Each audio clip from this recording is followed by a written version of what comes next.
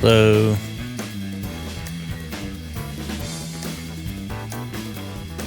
How's it going?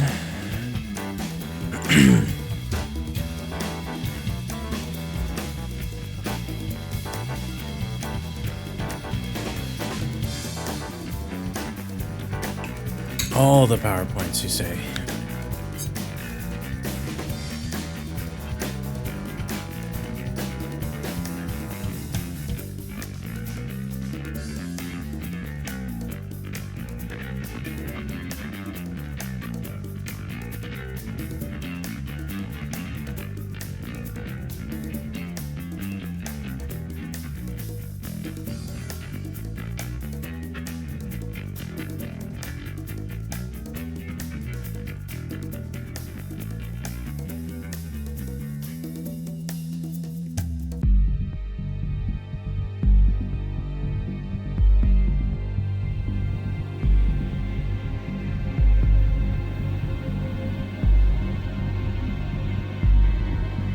Salix, question for you.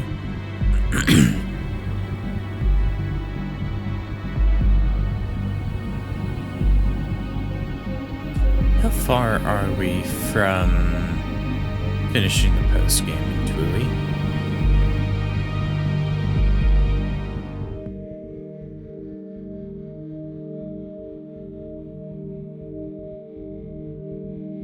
Finishing the post game of The World Ends With You.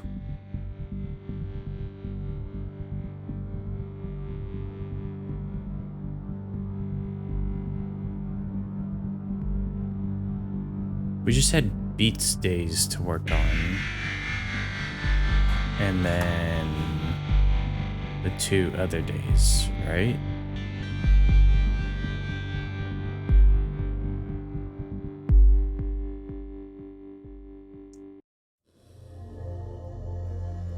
One of them is Tin Pin Day and the other is something else.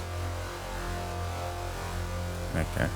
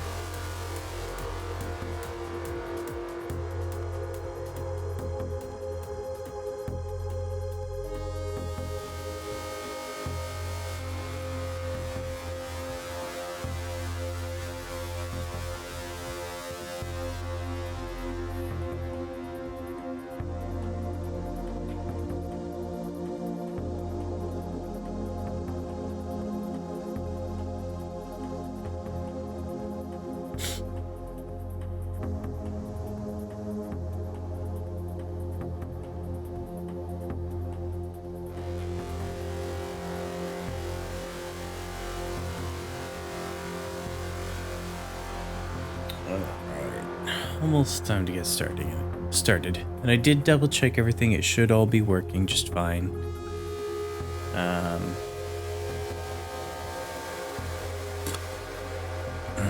It's just been a while since we've done the capture card, so.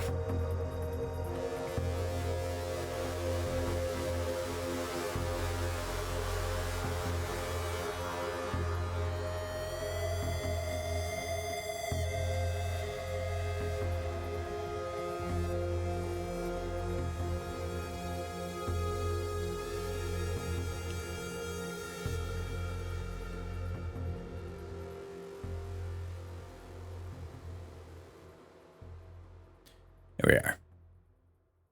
So, Phoenix, right? You guys did it. Let me switch my headset so it's a little smoother in transition. There we go.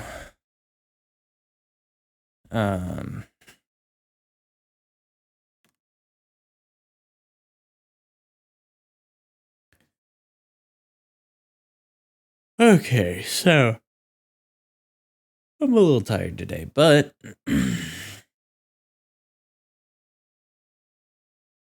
we're doing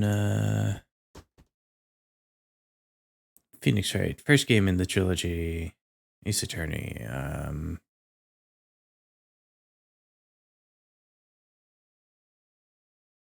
I don't remember what it was called rightly, but are you able to hear the music just fine?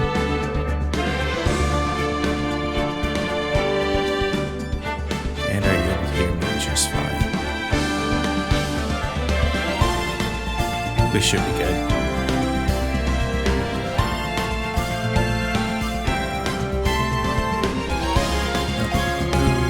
Go to sleep.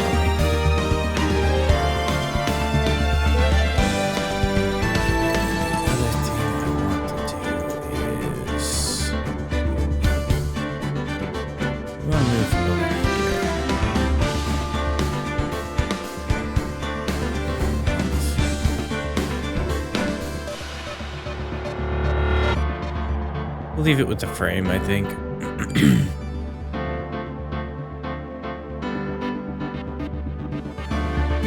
Order. It's not that big a deal. Could technically size it up like this.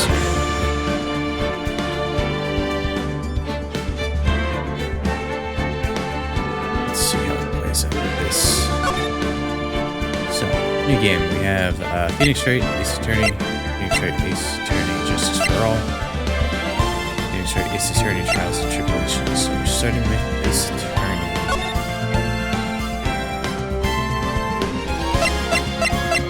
Let's start with the first episode.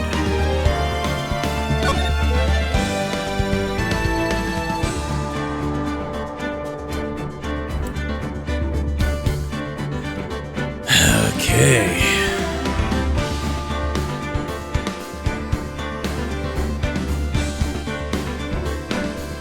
Music is a bit louder than me.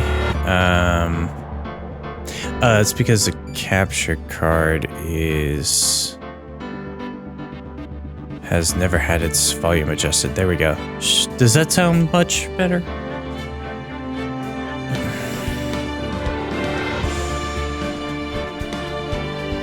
Okay.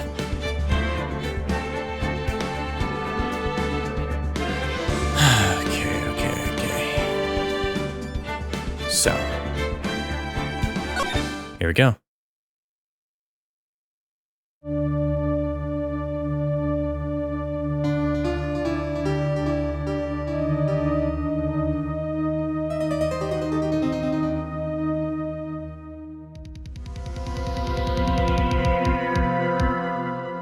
Damn it, why me?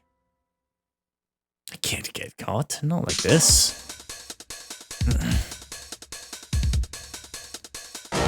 Gotta find someone to pin this on.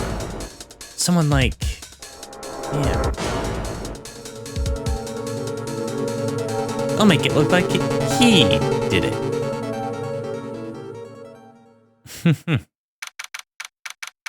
August 3rd, 9:47 a.m. District Court, Defendant Lobby number 2.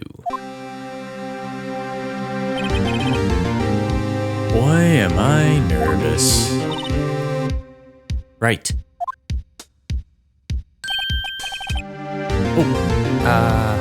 Hiya, Chief. Woo, am I glad I made it on time. Well, I have to say, Phoenix, I'm impressed. Not everyone takes on a murder trial right off the bat like this. It says a lot about you, and your client as well. Thanks. Actually, it's because I owe him a favor. A favor? You mean you knew the defendant before this case? Yes. Actually, I kind of owe my current job to him. He's one of the reasons I became an attorney. Well, that's news to me. I want to help him out in any way I can. I just really want to help him. I owe him that much. It's over!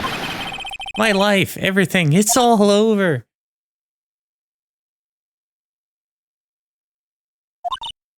Is that your client screaming over there?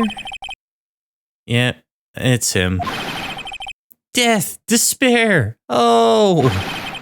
I'm gonna do it! I'm gonna die! He sounds like he wants to die. Yeah. Dick! Hey there, Larry. Dude, I'm so guilty. Tell them I'm guilty. Give me the death sentence. I ain't afraid to die. What? What's wrong, Larry? Oh, it's all over. I'm finished. Finished! I can't live in a world without her. I can't. Who took her away from me, Nick? Who did this? Ah, Nick, you gotta tell me. Who took my baby away? The person responsible for your girlfriend's death? The newspapers say it was you.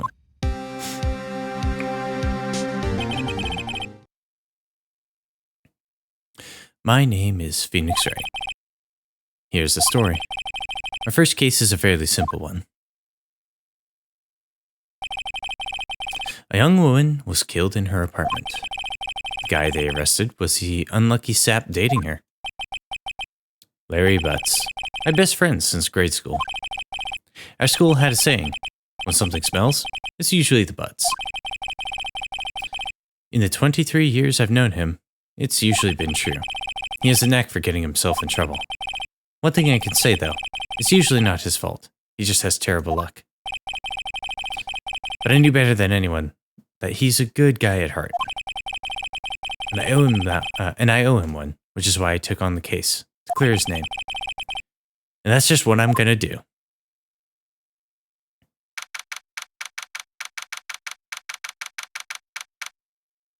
August 3rd, 10 a.m. District Court, courtroom number 2.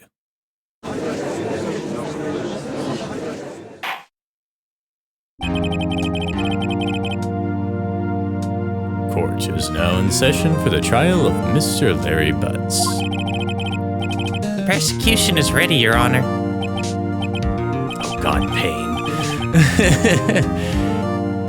Of course, I give him the nasally voice. Hey, Cersei, how's it going? I lost my cursor. There we go. The defense is ready, Your Honor. Him? Mr. Wright? This is your first trial, is it not? Yes, Your Honor. I'm, a little nervous. Your conduct during this trial will decide the fate of your client. Murder is a serious charge. For your client's sake, I hope you can control your nerves. Thank you, Your Honor. Mr. Wright, given the circumstances, I think we should have a test to ascertain your readiness. Yes, Your Honor.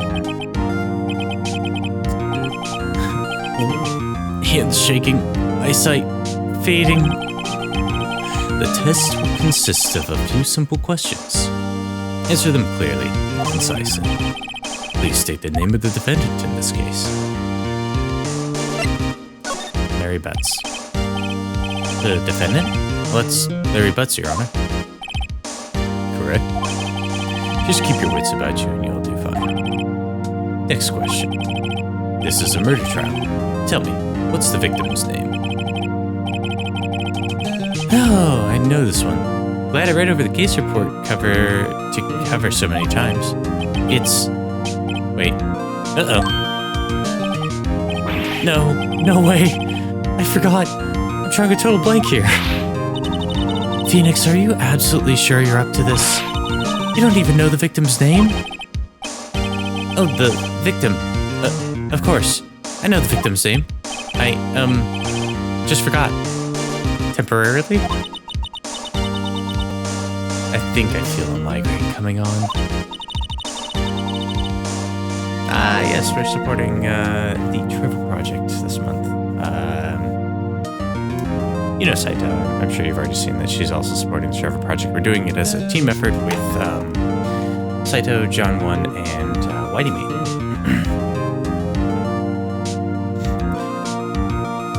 Look, the victim's name is listed in the court record. Just press the R button to check it at any time, okay?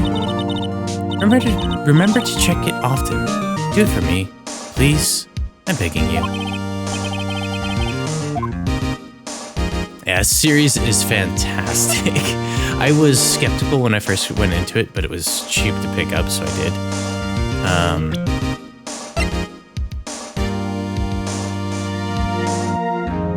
Profiles. Cindy Stone. Not Cinderblock, not BFA. The victim's name is Cindy Stone. Correct?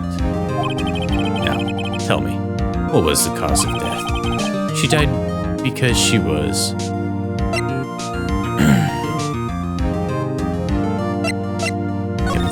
Blunt object, I remember this one.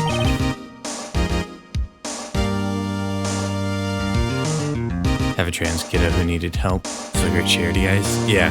Hey, it's also Stalin Gato. How are you doing?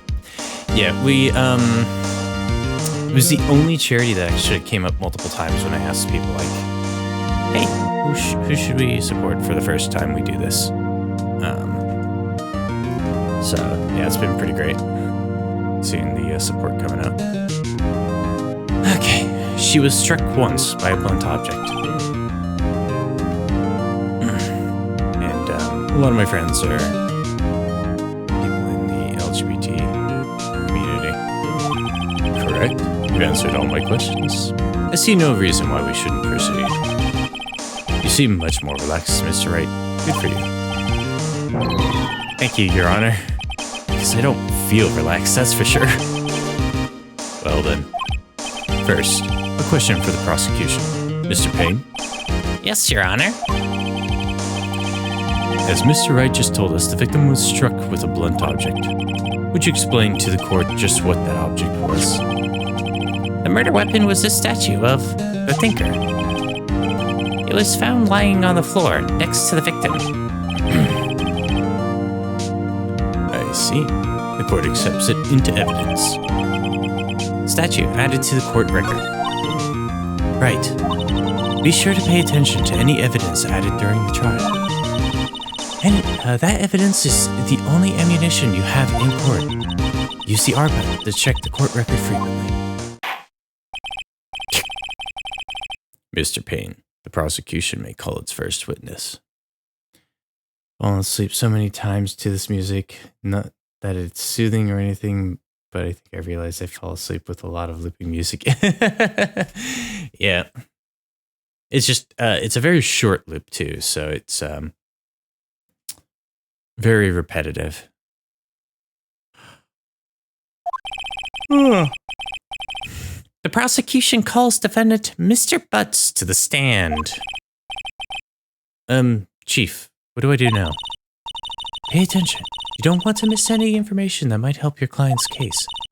You'll get your chance to respond to the prosecution later, so be ready. Let's just hope he doesn't say anything unfortunate. Larry gets excited easily. This could be bad.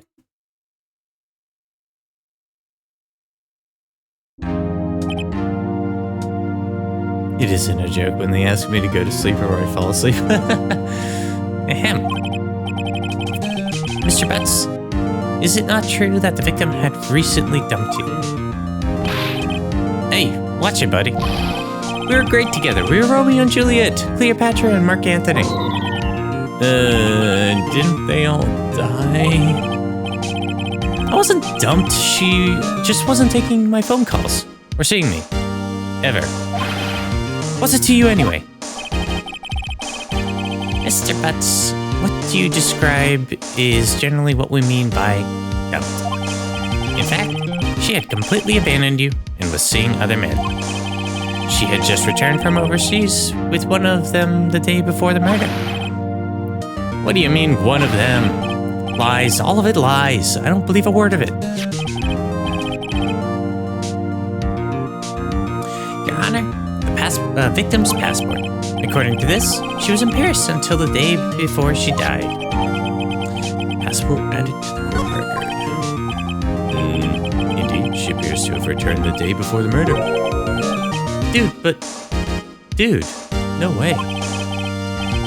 The victim was a model, but did not have a large income. It appears that she had several sugar daddies. Daddies? Sugar? Yes, older men who gave her money and gifts. She took their money and used it to support her lifestyle. Dude. How's that possible? She told me she was diabetic. You can clearly see what kind of woman this Miss Stone was. Tell me, Mr. Butts, what do you think of her now? Right. I don't think you want him to answer that question. Yeah, Larry has a way of running his mouth in all the wrong directions. Should I wait and see what happens or stop him from answering? Let's go ahead and stop him from answering. The client had no idea the victim was seeing other men. That question is irrelevant to the case.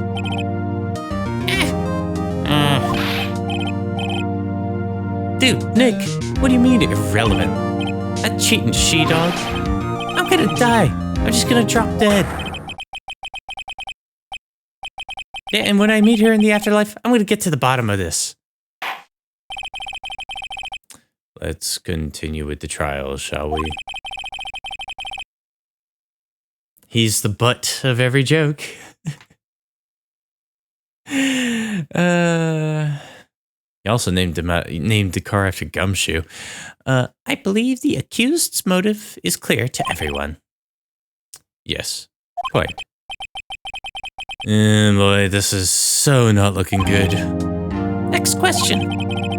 You went to the victim's apartment on the day of the murder, did you not? Well, did you or did you not? Well, maybe I did. Maybe I didn't. Uh-oh. He went. What do I do now? Have him answer honestly. I know. I'll send him a signal. Tell the truth. Yeah. I was there. I went. Order. Well, Mr. Butts. Dude, chill. She wasn't home, man. So, I didn't see her. Slowly figuring out the voices for each character. Your Honor, the defendant is lying. Lying? The prosecution would like to call a witness who can prove Mr. Butts is lying. Well, that simplifies matters. Who is your witness? You're excited for Godot voice? That one's gonna be difficult. Luckily, I have 3 games to figure it out.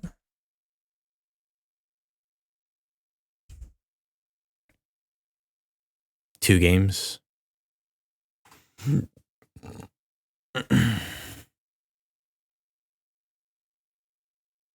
Deep down, my car is doing his best despite the trouble it's gotten you into. The man who found the victim's body just before making the gruesome discovery. He saw the defendant fleeing the scene of the crime. I realize I'm making him sound a bit like Vicini from Princess Bride. Order. Order in the court. Mr. Payne, the prosecution may call its witness. Yes, Your Honor.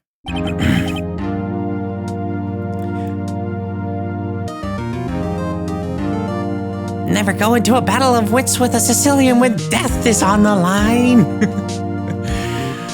This is bad. On the date of the murder, my witness was selling newspapers at the victim's building. Please bring Mr. Frank Side to the stand. The name puns. Mr. Side, you sell newspaper subscriptions, is this correct? Oh yes, newspapers, yes. Mr. Side, you may proceed with your testimony. Please tell the court what you saw on the day of the murder.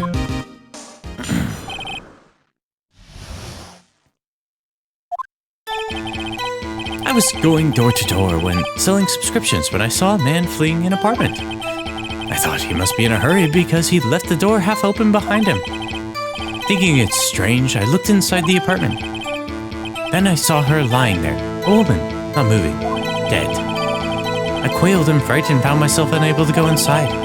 I thought to call the police immediately. However, the phone in her apartment wasn't working. I went to a nearby park and found a public phone. I remember the time exactly. It was 1 p.m. The man who ran was, without a doubt, the defendant sitting right over there. Given how much coffee Godot drinks, I think his vocal cords might be a bit dried out. Though at a slower cadence, it might work.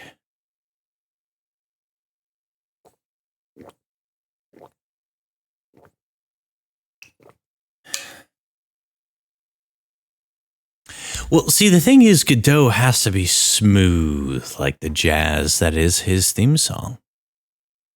Yeah, this game's music slaps way more than they have any right to. Oh, yeah.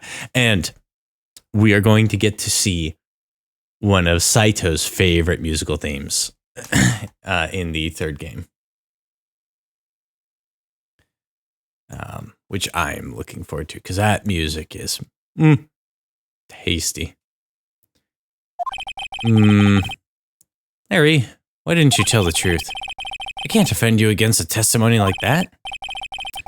Incidentally, why wasn't the victim's phone in the victim's apartment working? Your Honor, at the time of the murder, there was a blackout in the building. Aren't phones supposed to work during a blackout? Yes, Your Honor. However, some cordless phones do not function normally. The phone that Mr. Saw used was one of those. Your Honor, I have a record of the blackout for your perusal.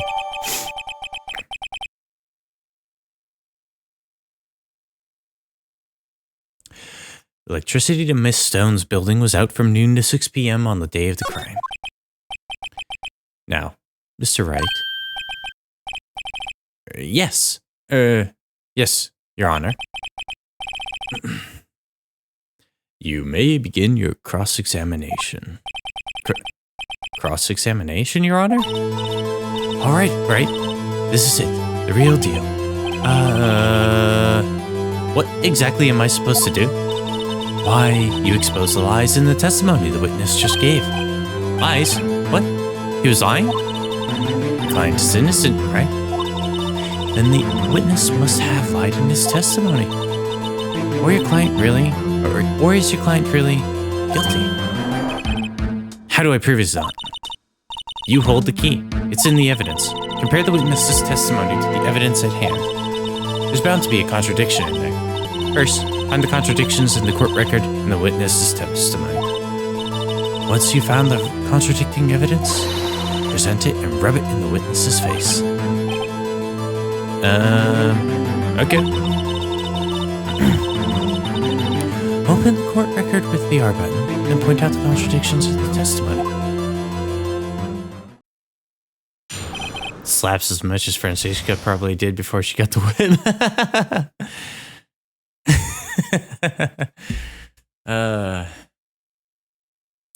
Witness's account. He's going door to door zones. He must be in a hurry because he left the door open behind him.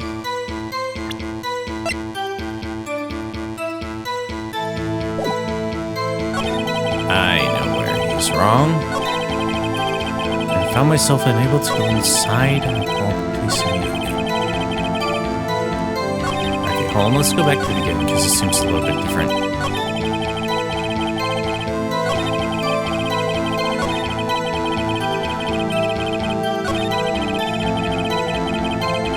I was going door to door selling subscriptions when I saw a man fleeing an apartment. I thought he must be in a hurry because he left the door half open behind him. Thinking it strange, I looked inside the apartment. Then I saw her lying there, a woman, not moving, dead. I quailed in fright and found myself unable to go inside. I thought to call the police immediately. However, the phone in her apartment wasn't working.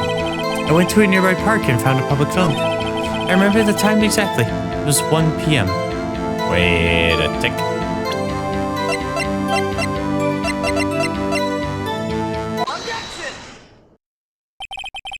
You found the body at 1 p.m. You sure? Yes, it was 1 p.m. for certain. Frankly, I find that hard to believe. Your statement directly contradicts the autopsy report. The autopsy notes the time of death sometime after 4 p.m. There was no body to find at 1 p.m. How do you explain this 3-hour gap? Oh, that. I forgot how terrifying his voice is. This is trivial. The witness merely forgot the time. After his testimony, I find that hard to believe. Mr. Sawit, why were you so certain that you found the body at 1 p.m.? The one that you guys should be really interested in seeing how I voice is Von Karma, actually. Now, Francisca, dear old dad.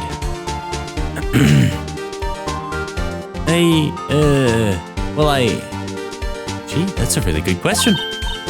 Great job, right? Way to put him on the spot. That's all you have to do. Point out the contradictions.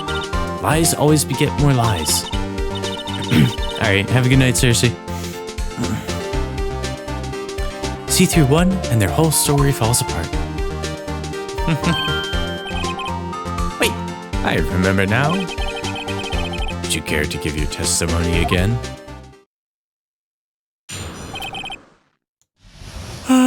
Time of discovery. You see, when I found the body, I heard the time. There was a voice saying the time. It was probably coming from the television. Oh, but it was 3 hours off, wasn't it? I guess the victim must have been watching a video of a taped program. That's why I thought it was 1 p.m. Terribly sorry about the misunderstanding.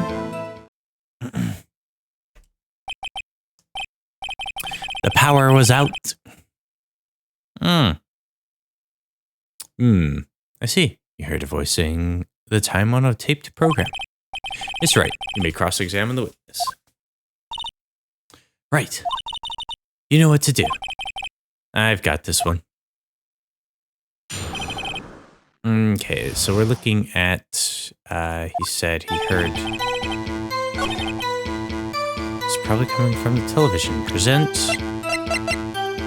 blackout record. Hold it right there. The prosecution has said that there was a blackout at the time of the discovery. And this record proves it.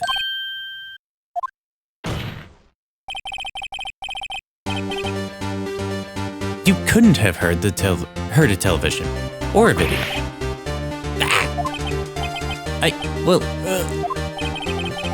The defense has a point.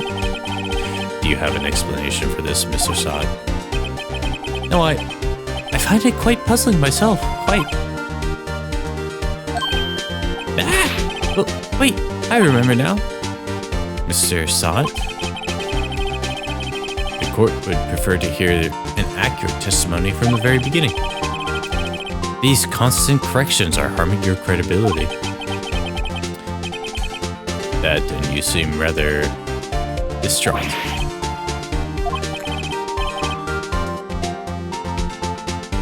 But my apologies, Your Honor. It must have been the shock of finding the body. Very well, Mr. Sod. Let's hear your testimony once more, please.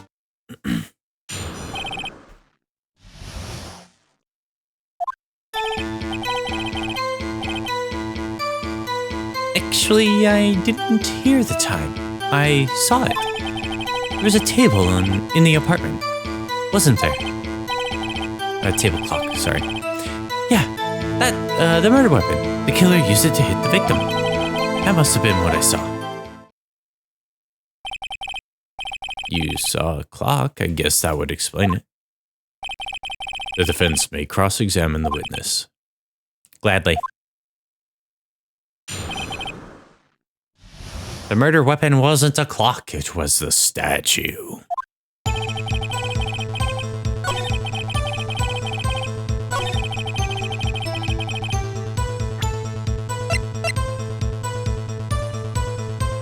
A statue in the shape of the thinker. It's rather heavy. Objection! Wait just a moment. The murder weapon wasn't a clock. It was a statue. Now how is this supposed to be a clock? You with your objections and your evidence, just who do you think you are? Just answer the question, Mr. Sod. Hey, I saw it there, okay? That's a clock. Your Honor, if I may. Yes, Mr. Payne. As the witness stated, this statue is indeed a clock. The neck is a switch. You just tilt it, and it says the time out loud.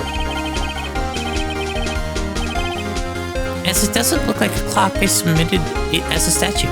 My apologies. I see. So the murder weapon was a clock, table clock after all. Well, Mr. Wright, it appears that the witness's testimony is correct. Or was correct. This is a clock. Do you have any problems with his testimony now? Your Honor, there's a gaping hole in the witness's testimony. The only way he could have known the weapon was a clock is to hold it in his hand. Yet the witness testified that he never entered the apartment. Clearly, a contradiction. Indeed. The witness knew it was a clock because he went into the apartment. You're lying. You were inside the apartment on the day of the murder. Oh yeah? Prove it. Prove I went in there. I'll do better than that. I can prove you were the one who killed her. You struck her with the clock, and the shock of the blow triggered the clock's voice. That was the sound you heard.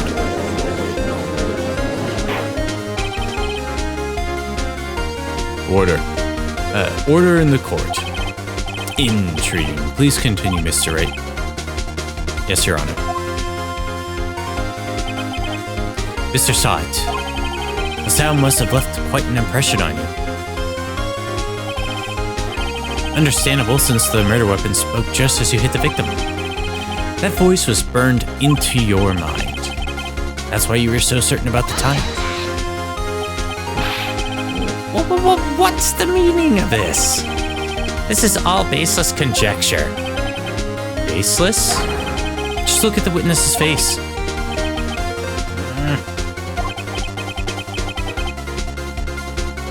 Would the witness care to elaborate? Did you strike the victim with the clock? That day, I never. Look, the clock. I heard, no, I mean, I saw.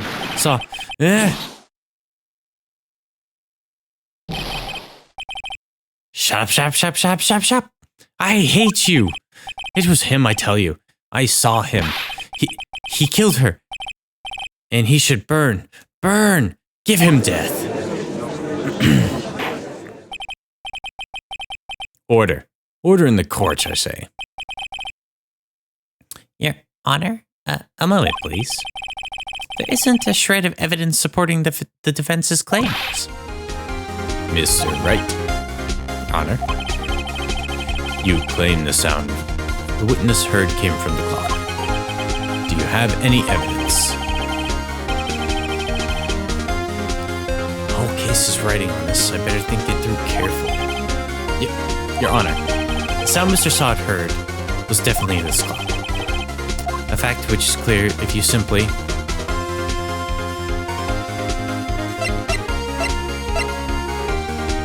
try sounding the clock.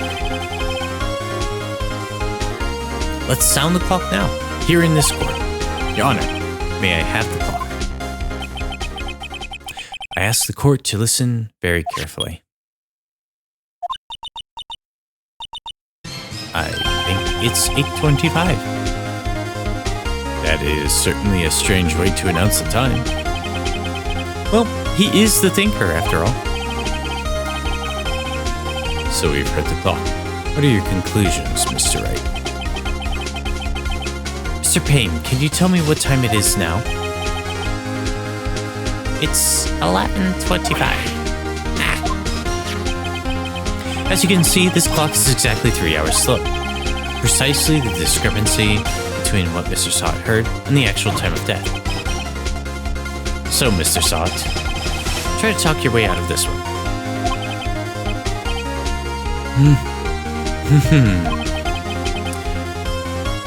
You forgot one thing? Uh-oh. What's he talking about now? While it may seem like this clock is running 3 hours slow, it proves nothing. How do you know it was running 3 hours slow on the day of the murder? You can't prove that. You don't have a case. Yeah, he's right. How am I going to prove that? Damn it. I was so close. Miss Wright, it seems that you lack the critical evidence to support your claim. Yes, Your Honor. That means I cannot let you indict the witness. Unfortunately, this ends the cross-examination of Mr. Frank Sod. I come all the way down here to testify, and look what happens. You treat me like a criminal. Criminal! You lawyers are all slime. I almost had him. Sorry, Larry. I failed you. There's nothing I can do about it now. Not so fast, Mr. Sod. Yeah, I mean, Chief. Listen up, Frank. Don't throw this one away. Not like this. Think. But, Chief, it's over. I can't prove the clock was slow that day. Slow the day of the murder? Nobody can prove that. Well, yes. But that doesn't mean you can't still win. Try thinking out of the box. Don't waste time doubting the facts, assume the clock was 3 hours slow, and think through it. Ask yourself, why was the clock 3 hours slow? Figure out the reason, and you'll have your proof. Right? Right? Can you think of a reason why the clock would be 3 hours slow? Yeah. Wait. Maybe I can prove it. You must have the evidence somewhere that can prove it, right? Find it and let them have it. Well, Mr. Wright, you say the clock was already running slow on the day of the murder. Have you found evidence to support this claim? Of course. Here is a piece of evidence in the court record that can prove my claim beyond a doubt. Tough words. Let's see if you can pull this one off. Let's see this evidence that proves the clock was running slow.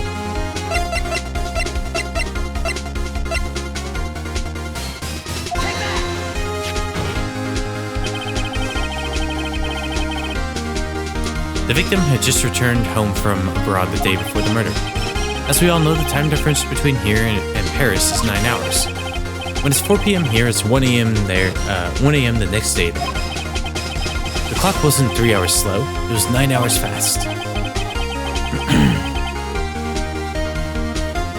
The victim hadn't reset her clock since returning home.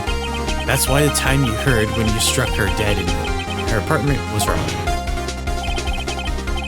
Proof enough for you, Mr. Sod? Or should I say, Mr. Did It?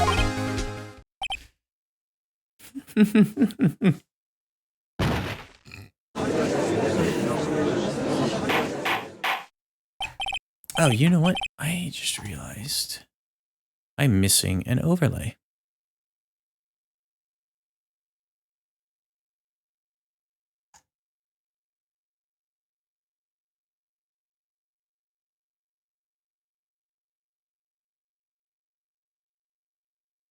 There we are. Got him with that one, Feeny. Order. Order, I say.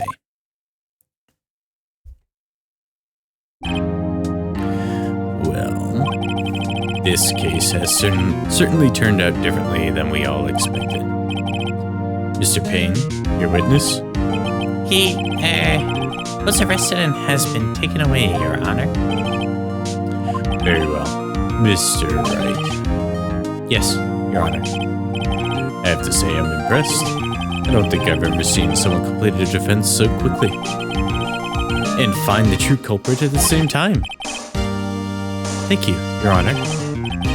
At this point, this is only a formality, but this court finds the defendant, Mr. Larry Butts, not guilty. Yay! And he'll be sentenced to death within 3 days' time. And with that, this court is adjourned.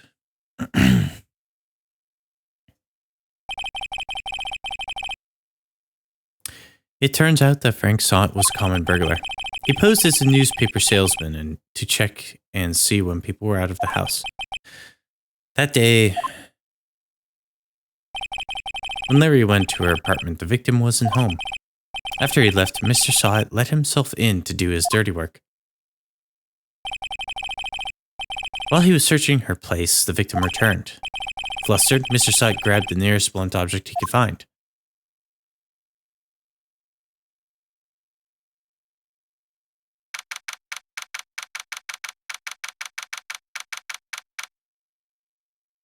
August 3rd, 2:32 p.m. District Court, Defendant Lobby Number 2. Whew, I still can't believe we won. Right, good job in there. Congratulations. Thanks, Chief. I owe it all to you. Not at all, not at all. You fought your own battles in there. It's been a while since I've seen a trial end on such a satisfying note. I have never seen the Chief looking this happy. If she's this glad, I imagine how Larry must feel. My life is over! Larry, you're supposed to be happy. What's wrong now? Oh, Nick. Don't worry about me. I'll be dead and gone soon. Good. Wait, no. I mean bad. Bad. Larry, you're innocent. The case is closed.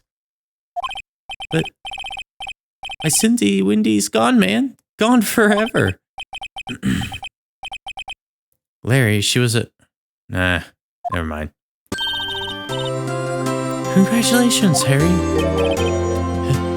Harry? Harry Butts. Yes, you. I can practically see the headlines now. Harry Butts, innocent.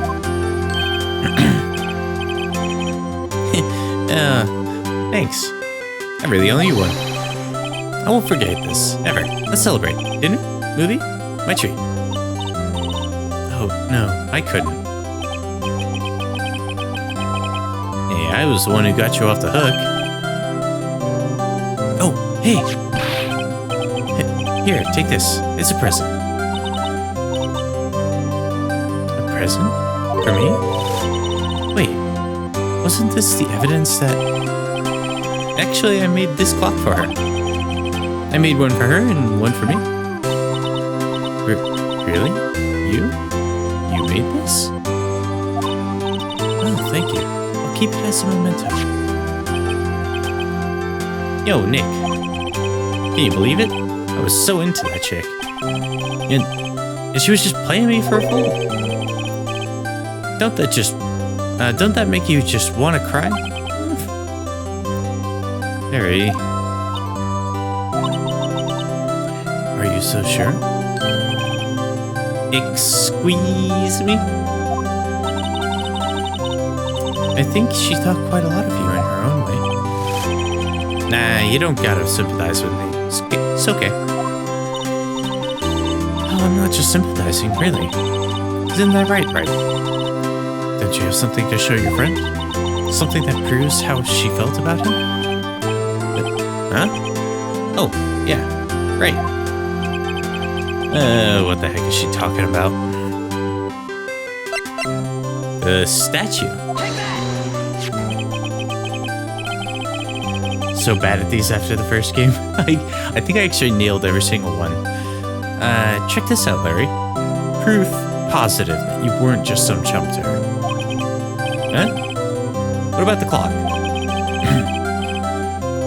This is the clock that you made for her, Larry. She took it with her when she traveled. Whatever, she probably just needed a clock, that's all. You think so? It's a pretty heavy clock to take traveling. Well, make of it what you will.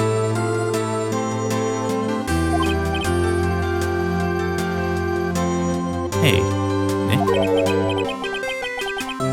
I'm glad I asked you to be my lawyer. Really, I am. Thanks. I hope that made him feel a little better.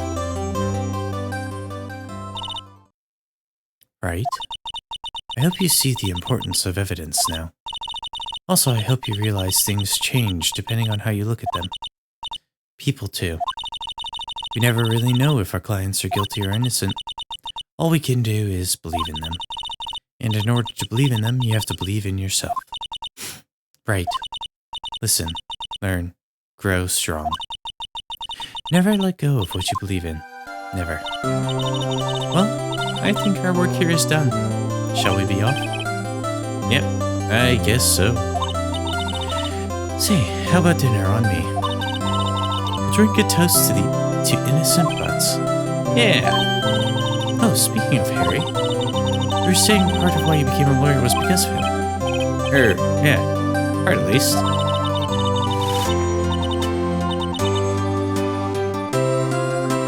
You'll have to tell me more about it sometime. Maybe over drinks?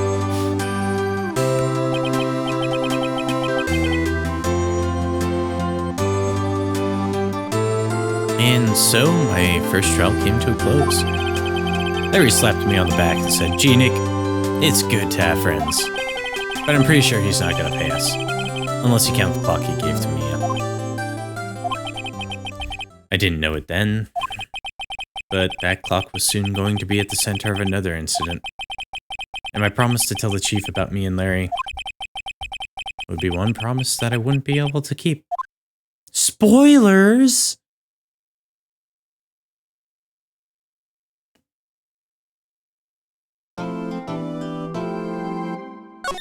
Yep, we'll go ahead and save the progress here. We'll just start overwriting my save files. Because the last one I was playing was actually just going to be playing this on my own time anyway. And was right about there. Beep! Hello. Hello, this is... Well, this is Maya. Hey, hey Maya, it's me. Yeah, what's up? You haven't called in a while.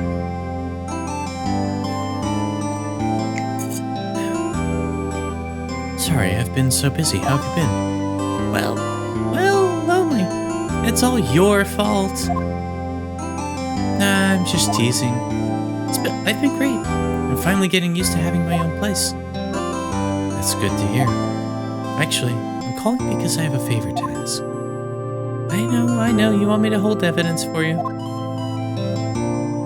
Sharp as always. There's a lot of buzz about the upcoming trial. I just don't feel safe keeping the evidence here. Gotcha. So, what is it this time? It's a clock. A clock? Yeah, it's made to look like a statue, the thinker, and it tells you the time. I thought you might like it. You always like toys. Hey, I'm not some little girl anymore, sis.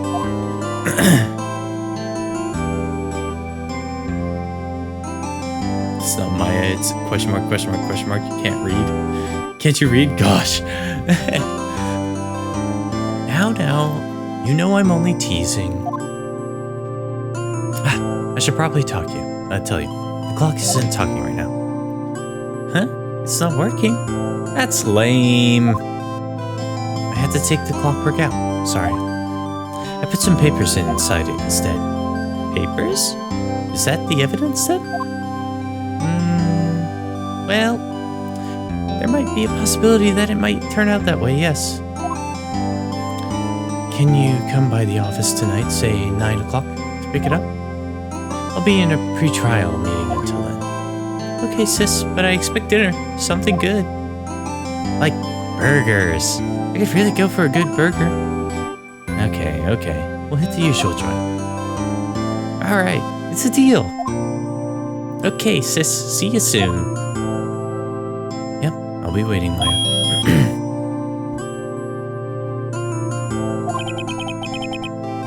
Conversation recorded. September 5th, 9:27 a.m.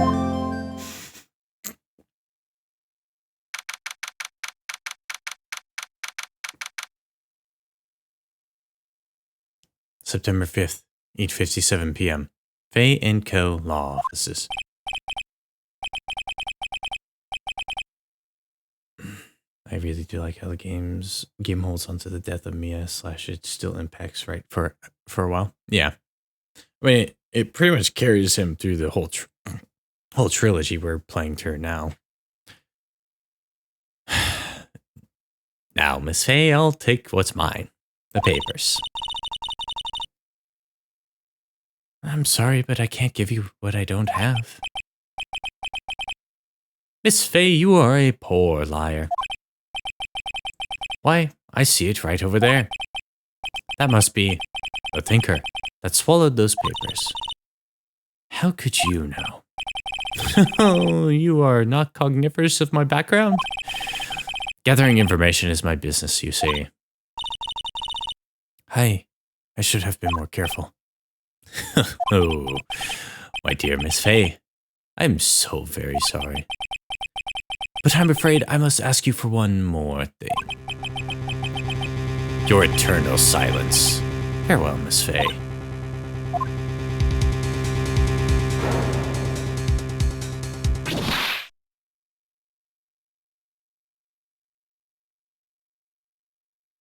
You.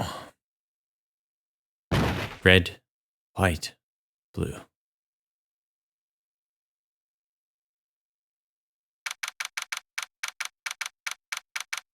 September 5th, 9:08 p.m. Faye & Company Law Offices. Uh-oh, I'm late. That's strange. The chief left without me. She said her sister was coming over, so we should all go out for dinner. What's that smell? Blood? Mia, maybe she's in her office.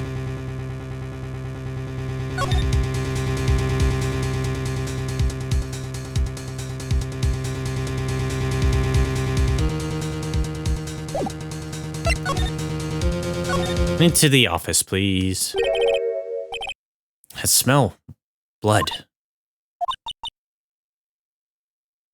Sob? Sis? Someone's there. Chief? Chief? Chief!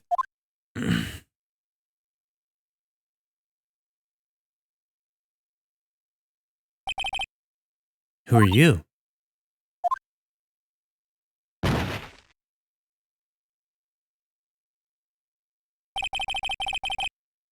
The strange girl dropped out cold. I left her lying on the office sofa. Went back to the chief where she lay under the window.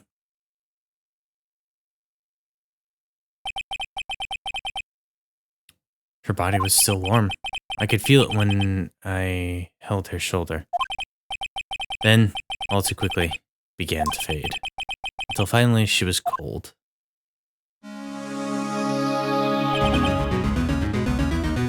Chief. Some shards of glass are scattered on the floor. They seem to be the remains of a glass light stand. It's encrusted with dried blood. How ironic that this became the murder weapon. again.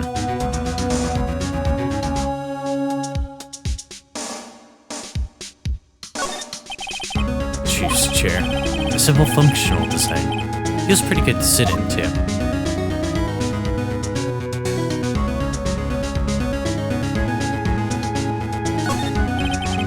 There's a large building right across from the office. The Gatewater Hotel. Nice, luxurious place. Chief. It's hard seeing her like this, but if there are any clues here, she was struck on the head with a blunt object. She probably died instantly. The thinker lying next to her must have been the murder weapon.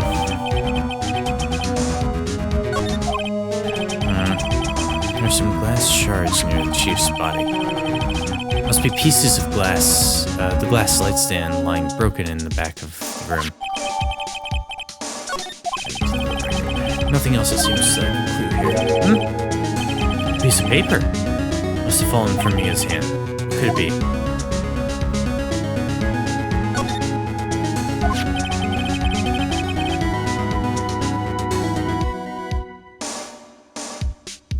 A word is written in blood on this scrap of paper.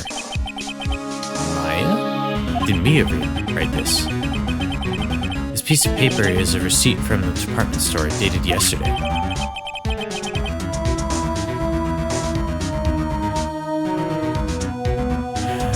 Department store receipt with letters written in blood on the back. I think that's enough snooping around for now. I better call the police and find out what that girl was doing here.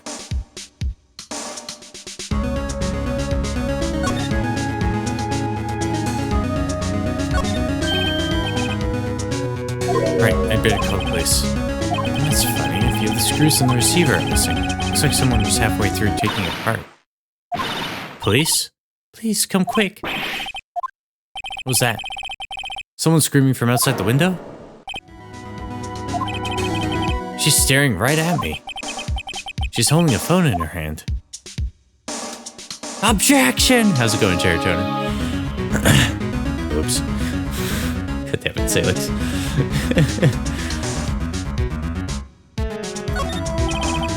Surprisingly, the chief was never good with machines. About all she could use was this PC for email. She picked up this ancient model at some garage sale for practically nothing.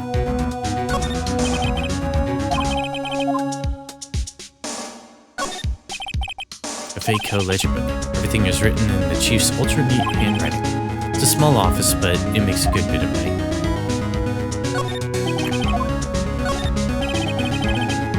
Perfectly normal office desk. The chief had very particular policy about office decor. Spend big on the stuff the clients use, but keep your own stuff simple.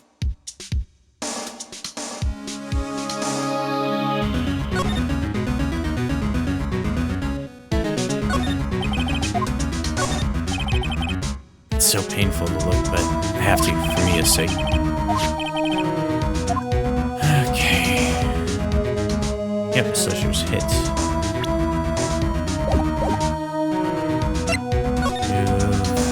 Back to the lobby. That girl just now. Where'd she go? Put her right here on the sofa. Uh-oh, I hope she didn't run out on me. Yeah? Don't scare me like that. Excuse me, but who are you? It's okay, I work here. Maya? Maya Faye. Maya Faye? Maya? So Mia's handwriting was this girl's name. Maybe I should show her the receipt? I never thought there'd be use for evidence like this outside the courtroom. She seems to be in shock. I don't want to disturb her, but I have to know. Excuse me.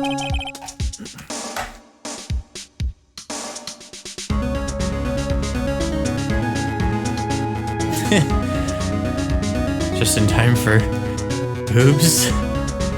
For murder and boobs. Well, I'm here for two things, murder and boobs, and I'm all out of... Oh, wait, there's still a murder.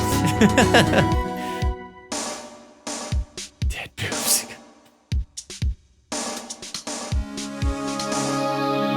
are you doing with all this murder? Do you need help cleaning it up? Can you tell me what happened? I came in, the room was dark. And sis. So she was already dead. I'm the chief. So you're the chief's sister. I'm her younger sister. And you were here visiting? This late at night?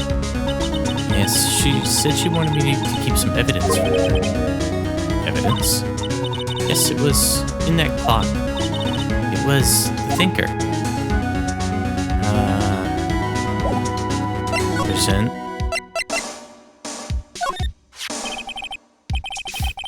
Before Mia died, she wrote a message with her own blood. She wrote it on the back of this receipt. That's my name. What? Why? Why would she write my name? Please, just calm down. Why would sis write my name? Now I've done it. Wee wee wee wee. Police. Yeah, it sounds like they're coming this way. Freeze, police. Oh, it's you. Alright, I'm Detective Gumshoe, see? Gumshoe? Well, not name. We received a report from the building across the way, see? Got a person saying they saw a murder. It must have been that woman I saw. Anyway, I don't want either of you moving 1 inch, okay? Great. Just great. Maya, wait. She wouldn't have... Wow! Excuse me. Eek. This word Maya here mean anything to you?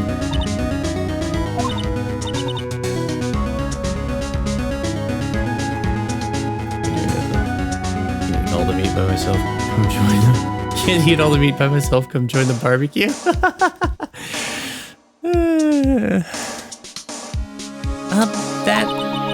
That's my name. What? The victim drew this here note in her own blood, see? With her dying breath, she wrote down the killer's name. Killer? I'm not... Case closed. You're coming down to the precinct, ma'am. What? And there's the other half of the car's name. Mia's younger sister, Maya, was arrested on the spot. I was taken in for questioning, and I didn't get out until the next morning. My eyes were heavy, but I couldn't sleep. I sat around waiting for visiting hours to begin at the detention center. I had to talk to Maya as soon as possible. September 6th, 9:07 a.m. Detention center, visitors room. Wow, they have poor Maya locked up like a criminal. Oh, it's you, lawyer. Good morning. Good morning. She looks so tired. Are you going to be my attorney? Well, that's what I wanted to talk to you about.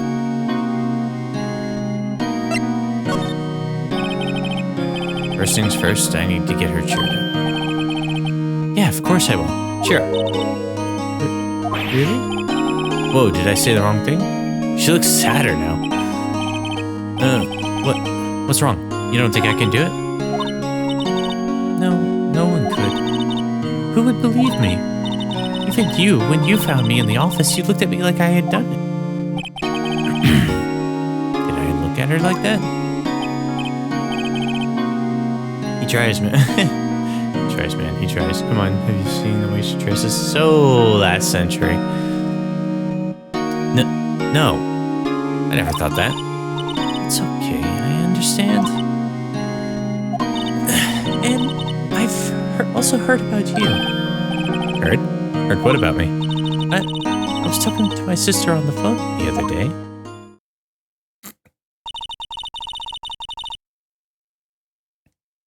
Today was my junior partner's first time in court. Wow, really? How'd that go? It was quite the scene. Honestly, I was on edge the whole time. It's been a while. Huh, so he crashed and burned? He's a genius. One of those strike fear into the hearts of evil types. The only thing he's lacking is experience. Huh, sounds like it was fun. Well, I know who to go to if I ever get into trouble now. Oh. Wrong voice. I don't know, Maya. I think you might want to wait. Give him 3 more years. That is, unless you want to be found guilty. That's what she said. I'm sorry. I didn't mean to insult you. No, it's okay. It's true, I guess. But at the same time, I can't just sit by and watch. When I think of the person who did this to Mia... I know.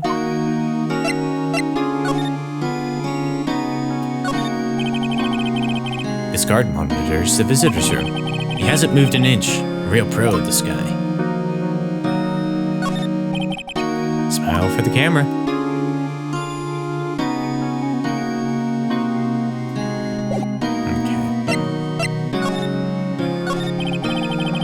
There's something I've been wanting to ask you.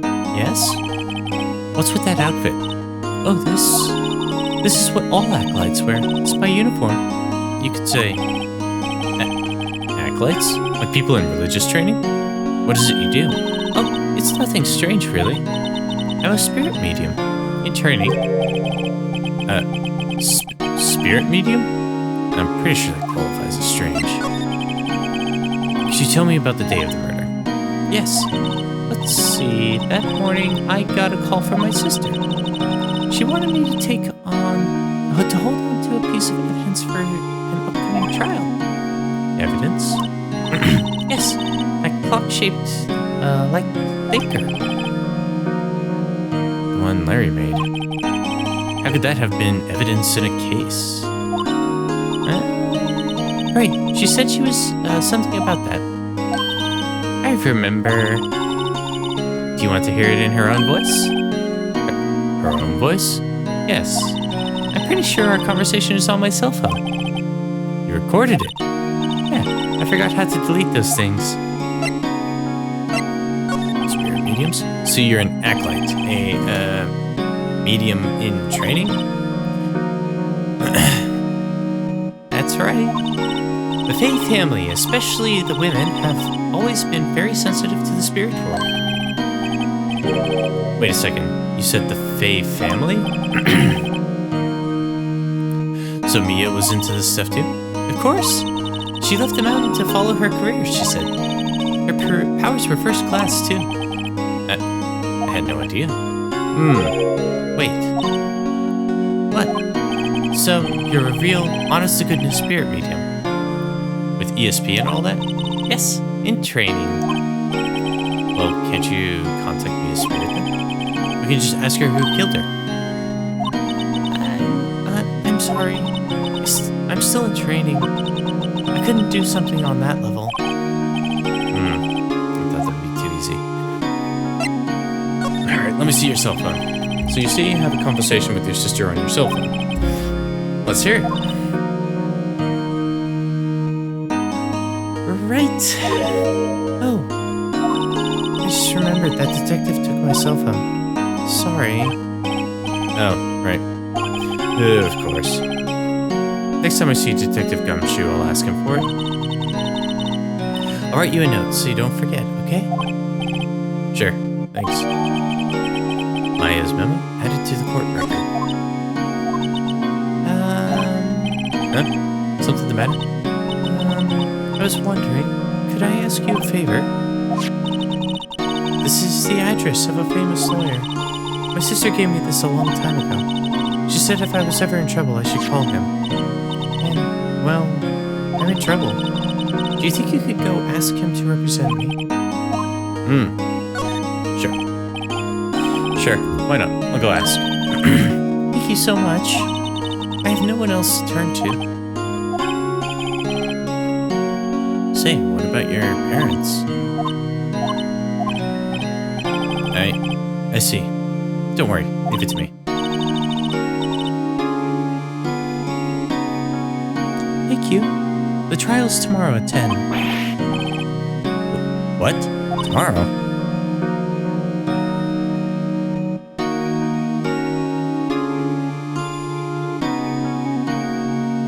Oh, tomorrow. What if this guy refuses? He told me that if I don't find one, the state will pick an attorney to defend me. When will that happen? They're giving me until 4 this afternoon. And visiting hours are almost up. I better hurry. Right, I'll be back.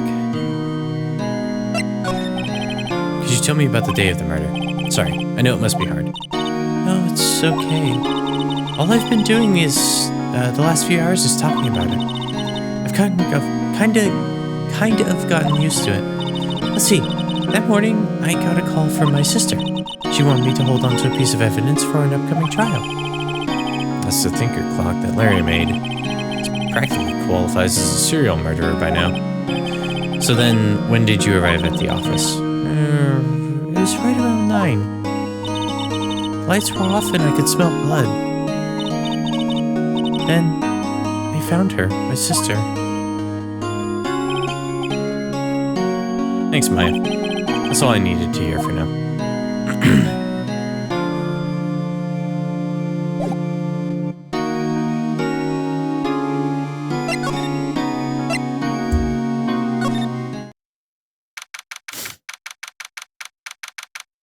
September 6th. Grossberg Law Offices. According to the receptionist, the big boss is out.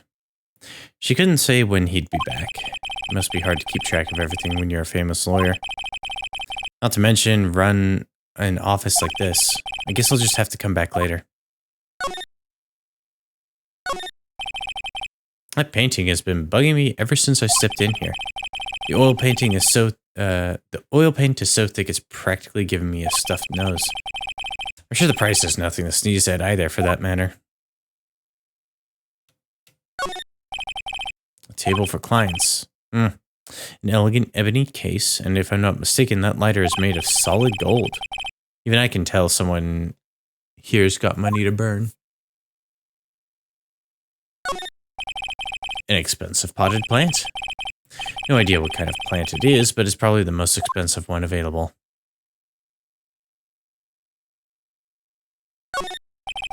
A solid mahogany desk. Mahogany. The wood's been polished to a deep luster.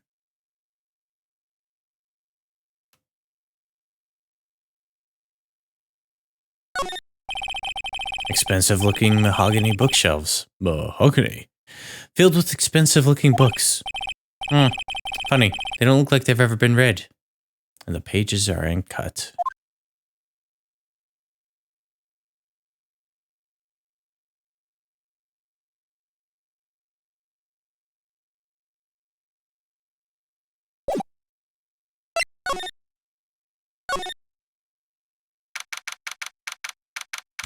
September 6th. Fay and Company Law Offices. The office is filled with police officers. They're all busily searching for clues. Hey, you there. Yep. This is a crime scene, pal. No trespassing. Sorry, don't I know you from somewhere? Wait, you're that Butts guy, aren't you? No, Phoenix Wright. How can anyone mistake me for Larry?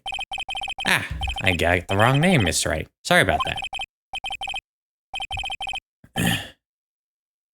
That Butts guy, he was a killer, and you're no killer, right? He was proven innocent. Right, and you were Detective Suede Shoes, Detective Gumtree. We're gonna go with the right one. Detective Gumshoe, wasn't it? Dick Gumshoe?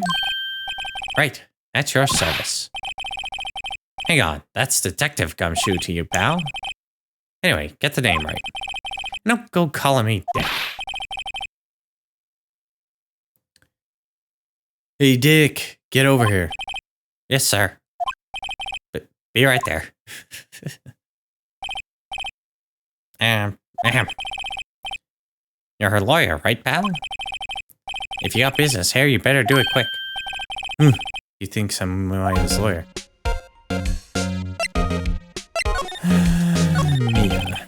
About Miss Faye, do you have an autopsy? You want to know the results, eh? Now, don't you look at me like that, pal. It's no use. She might have been your boss, but that doesn't mean you get any special treatment. Alright. You can see the report, but that's all.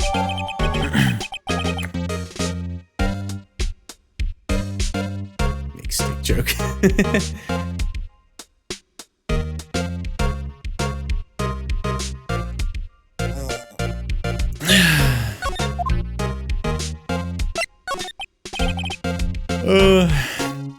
About Maya. Yeah, I'm looking forward to the trial. Sorry, pal, but this is one trial you aren't going to win. Why do you say that?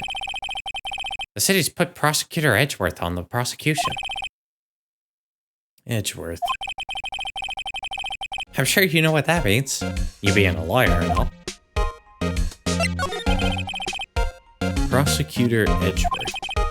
That's right, pal. Mr. Miles Edgeworth himself. Thank you for the hydrate shumai. How's it going? Wait, you know him, don't you? I know him. He's a feared prosecutor. He doesn't feel pain, he doesn't feel remorse.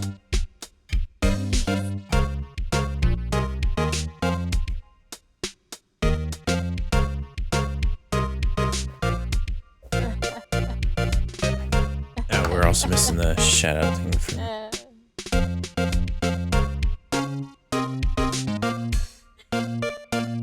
Thank you, my boy.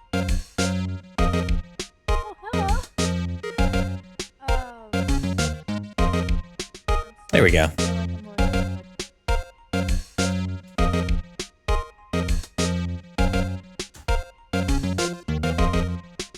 Doing good, a little tired. I'm doing well.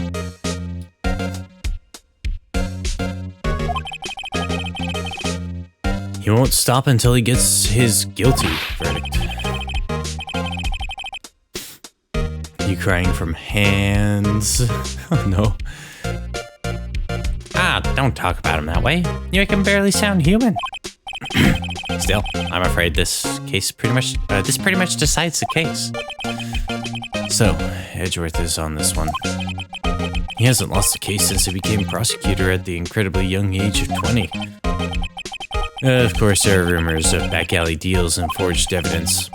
All I know for sure is Edgeworth hates crime with an almost abnormal passion. I never imagined I'd be facing him so soon.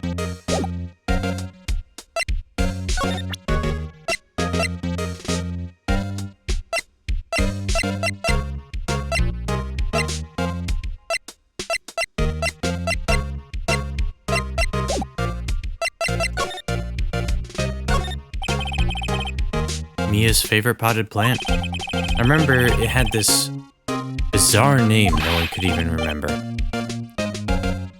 Coraline Stricta, pal. Who was that? It was Gumshoe. An old movie poster. Apparently, this was the first movie that made Mia cry when she saw it. I'll have to check it out one of these days. There's a horrendous amount of legal books here. Scarier still is that Mia probably read all of these. Mia's desk, perfectly clean, as always. The only thing that's missing is Mia.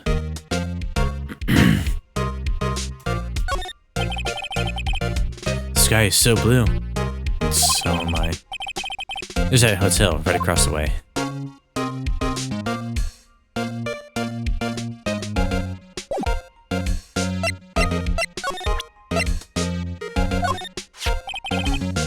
I was wondering, do you know anything about this?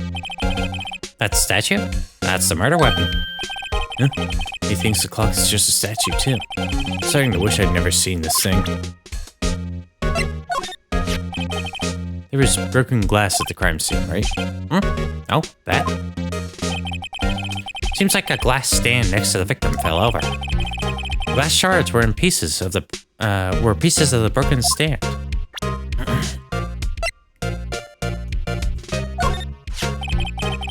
There was a piece of paper next to the victim, wasn't there?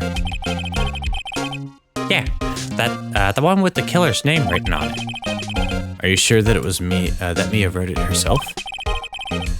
Given the condition of the writing, it's hard to say if it's her handwriting or not. So there's no proof that Mia wrote it. I was wondering, did you see Maya Fey's cell phone? Oh, that? I have that. Do you think you could give it back? Sure. I mean, wait a second, pal. Tricky lawyer. Uh-oh, he's on to me.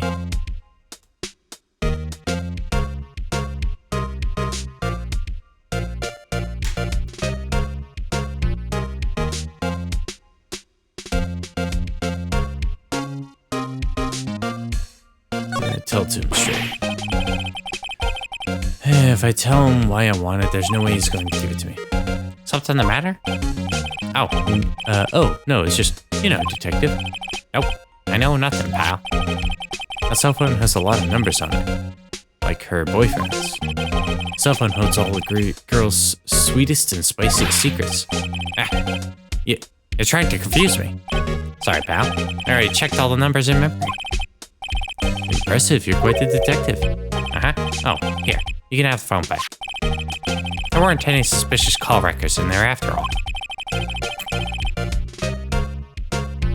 Is this the lawyer game? Yes, it is, Scott. How are you doing today? It seems he didn't notice the recorded conversation. Check the court record to hear the court conversation. Recorded conversation. Big chilling, homie. What about me? Doing all right. Need some snack on, actually. I guess I've asked all the questions I need to. Y'all done, pal? Yes. Thank you. I'll be heading out now. Oh, wait. One more thing I wanted to ask you.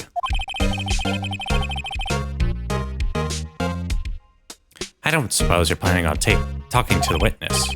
Anyway, you better not. No influencing the witness with your lawyerly ways, pal. Come to think of it, I had completely forgotten about her. The witness? Yeah, Miss April May.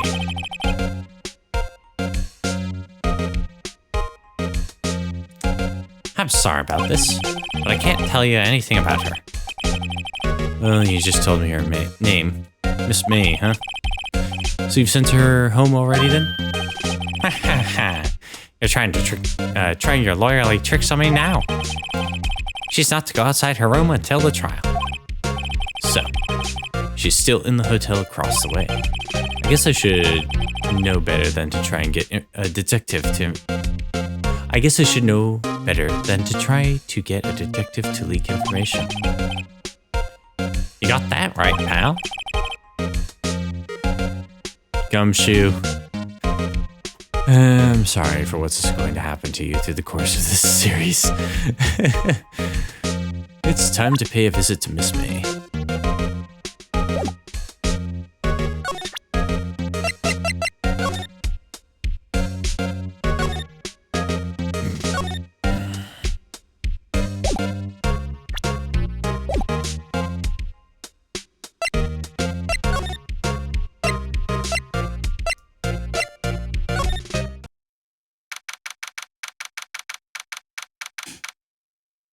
September 6th.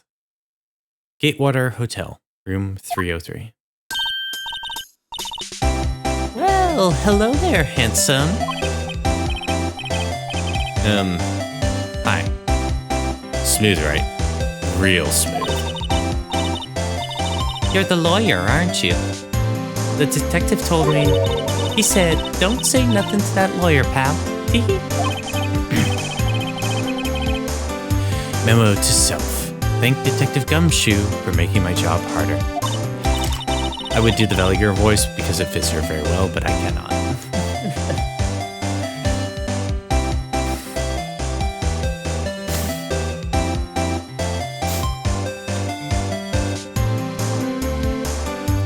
I need some of this snack bar. I need some more water.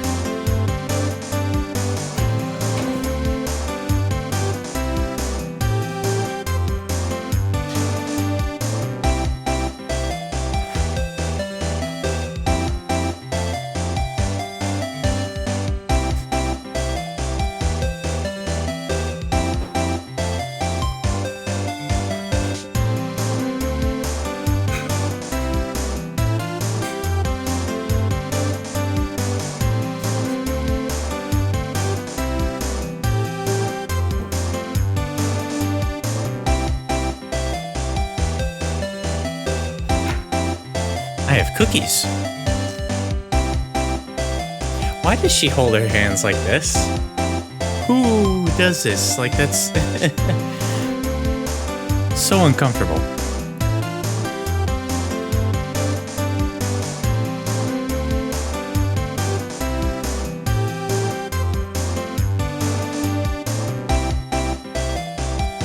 Gee, this is all like something out of a movie?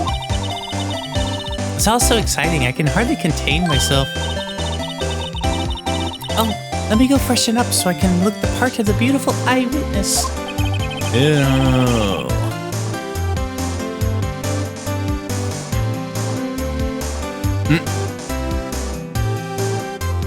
I pity the lawyer that has to cross-examine this one.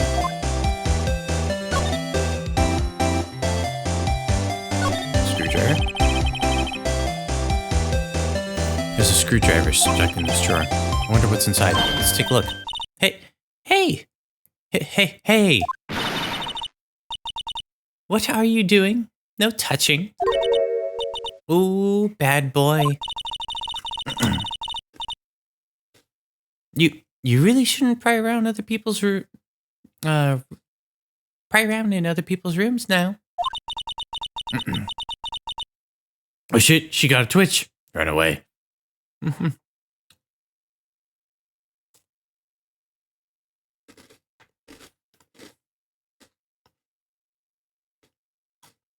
You wouldn't want to make me upset, would you? Upset? I thought she was going to explode for a second there. I wonder what could be inside the jar.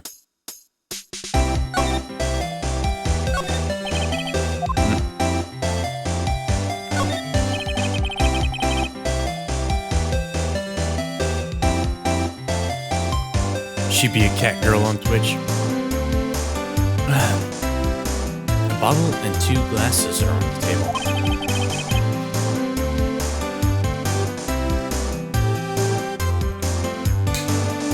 Somebody must be staying with her. A simple bed.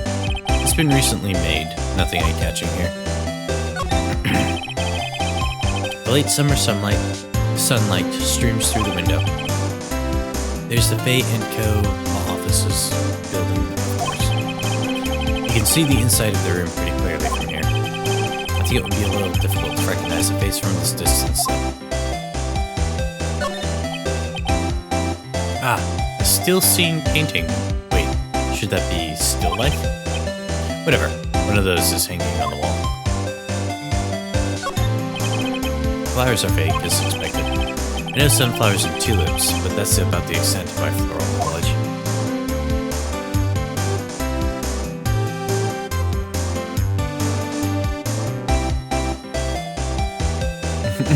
Scott.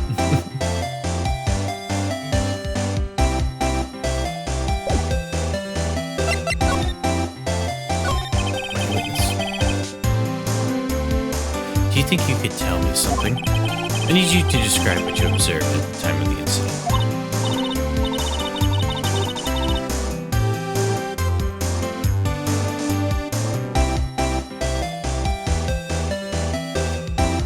Oh, observe, incident. You sound just like a lawyer in the movies. I like a man with a big vocabulary.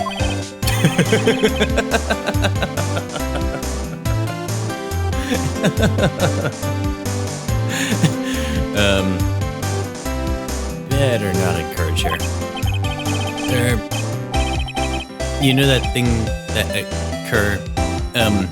happened the other day? The bad thing? What did you see when it happened? I don't suppose you could tell me about it. Pretty please?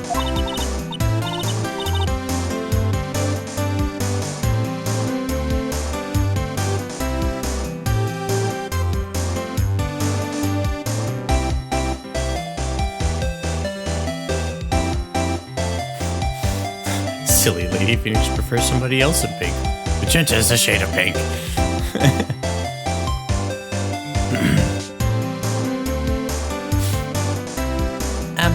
Let me see. Well, dream on.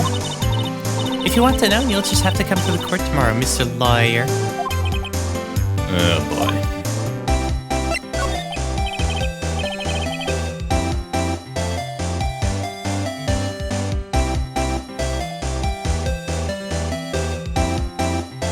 Magenta is purple. I have to agree with Scott.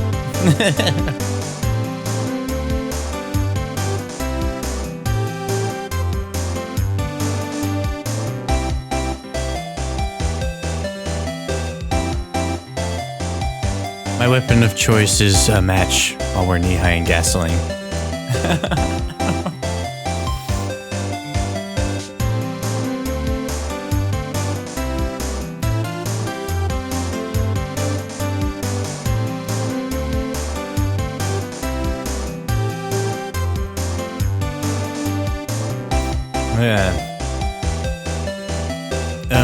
Could you... Just who exactly are you? Oh, a lawyer. Are you hitting on me?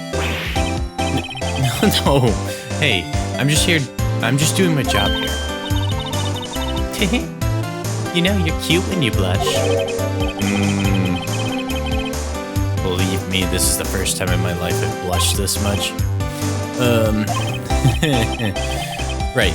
Can you just tell me what it is you do? Well, no. Teehee. And you had your little hopes up, didn't you? Oh, boy.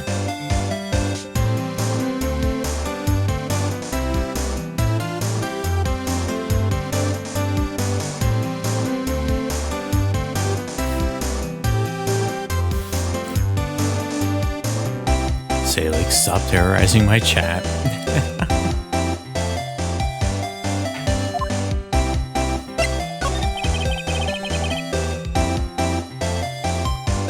I see there are 2 glasses on the table.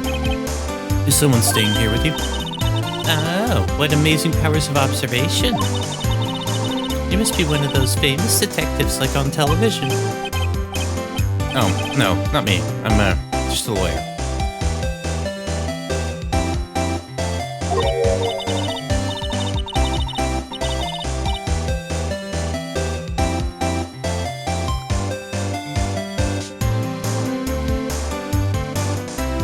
Say, Mr. Big Detective, why don't you go look for clues?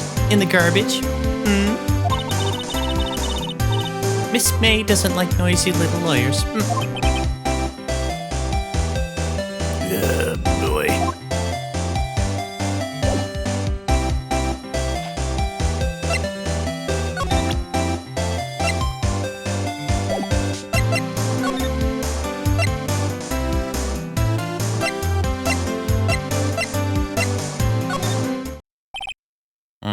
Seems like Mr. Grossberger's out. Well, maybe I should wait for him to come back. Well, if that wasn't the most over-the-top clearing of the throat I've ever heard.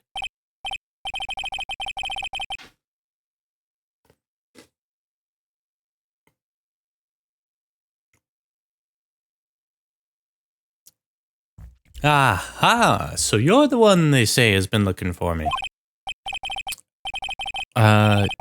Yes, that's me. He looks even grander than I imagined. That badge on your collar? Ah, so you're a lawyer, are you now? Yes, well, yes. And what do you want? I'm not particularly busy these days. Please, proceed. Not busy, then how come no one could get in touch with you?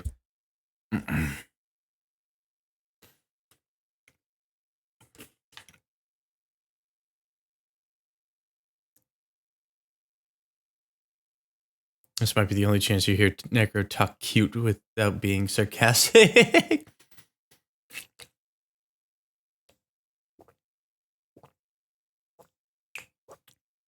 You guys got an interesting chin. Kind of looks like your chin, Scott. Kinda.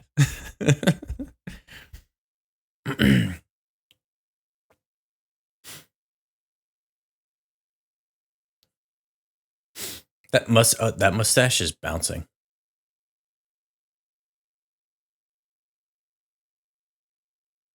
Posture check.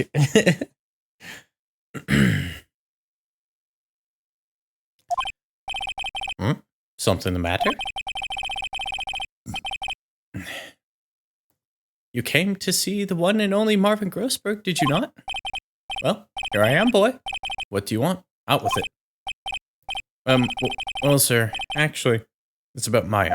Maya Fey. Ah, yes, Maya Fey. Go on. Why this strange reaction? Acha-cha! I'm really quite busy here, son. I can't go taking cases on a day's notice. No, it's quite impossible. Well, wait a second. How did you know the trial was tomorrow? Anyway, I'm afraid it's entirely impossible for me. I keep shifting on his accent. The way he speaks actually makes me think of Longhorn? The chicken from Looney Tunes. At least the dialogue, the way it's written. For me to represent her. Sorry, end of discussion.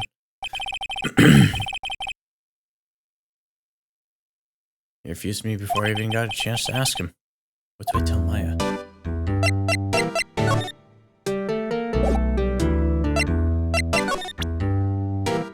Present this.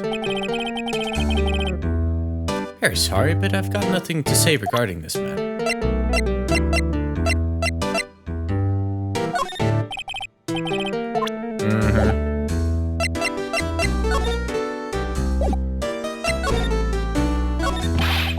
How can you just refuse like that? Please, tell me why you want to take the case.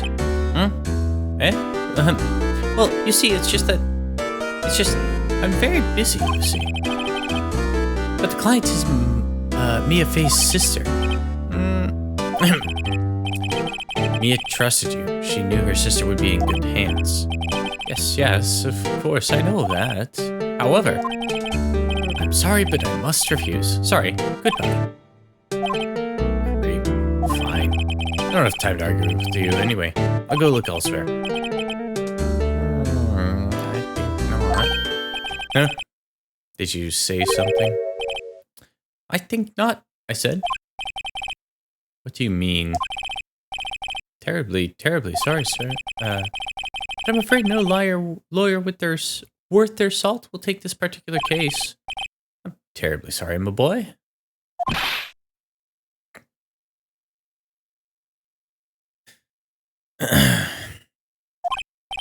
Why? I cannot say. I beg your pardon, but could you leave now? I have nothing more to discuss with you. What's going on here? How did you know Mia Fey? She worked here a long time ago. Oops. Quite the apprentice, that one. Learned my techniques in the blink of an eye. She left one day, quite suddenly. She had a mission, you see. You could see it in her eyes. She followed it with a burning passion. Never looked back, that one. It's quite the painting. You noticed? It's my pride and joy. Impressive, isn't it? Well, isn't it? The color of the sky, the hue of the sea, the weave of the straw hat.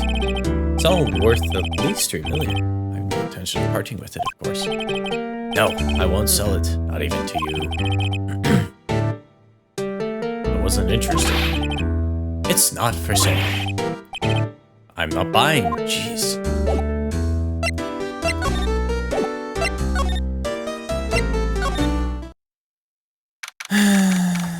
September 6th. 3:42 p.m. Detention Center. Visitors room. I am.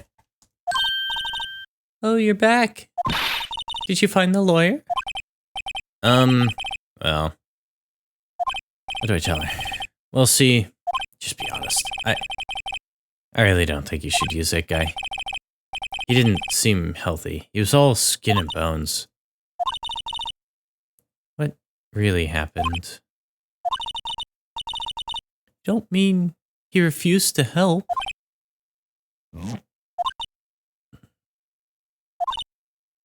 I see. I've been abandoned then. What about your family? I only had my sister. My father died when I was very young. And I don't know where my mother is. Don't know, so she could still be alive. The women in my family have been mediums for generations.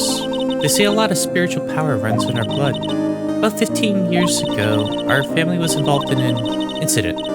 There was a man, and he ruined her mother's life. Ruined? After that, she disappeared. Several years after that, my sister announced that she would become a lawyer and left the mountain. So you live by yourself? Yes, I've gotten used to it. Oh, also, I had to become independent. I would lose my powers. I feel bad for her all by herself up on that mountain. Your mother's enemy. So who is this man who, ruined your mother? About 15 years ago, there was an unusual murder case. It made quite a stir. Everyone was talking about it, apparently. The police were running out of leads and they were getting desperate. Wait. They didn't use a spirit medium, did they? The police convinced my mother to contact the victim. Wow, so what happened? The case was solved, we thought. You thought? The man my mother helped the police capture was innocent. The police's consultation with the medium had been carried out in secret, of course. But a man found out about it and leaked it to the press. He told all the papers that my mother was a fraud, and the media jumped on it big time. My mother, became the laughingstock of the nation. I see. White. Excuse me? White? That was his name. My sister told me. White. Just a little longer now before the state-appointed lawyer comes, I guess. 4 p.m. Time's up. What should I do? Do I just leave her and go home? I've made up my mind. I'm going to defend you whether you want me to or not. Why? Why? Well...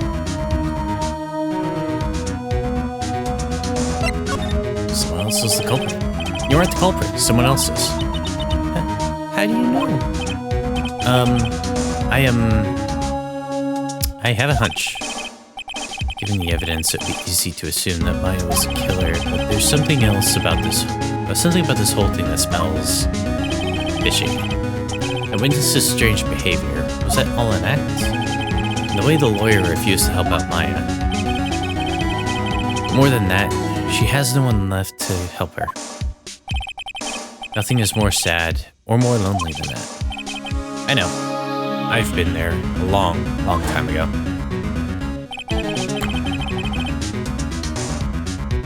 Why did I become a lawyer in the first place? Because someone has to look out for the people who have no one on their side. At least twice. I'm also missing... browser.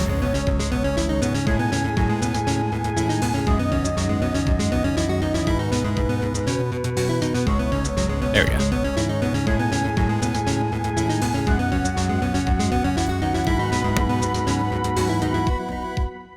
Okay, so... Maya, I won't abandon you. You can count on me.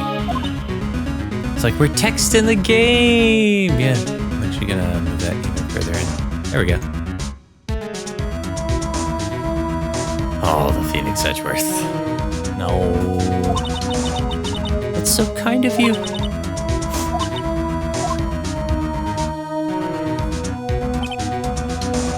Well, let's fight this one and get you out of here.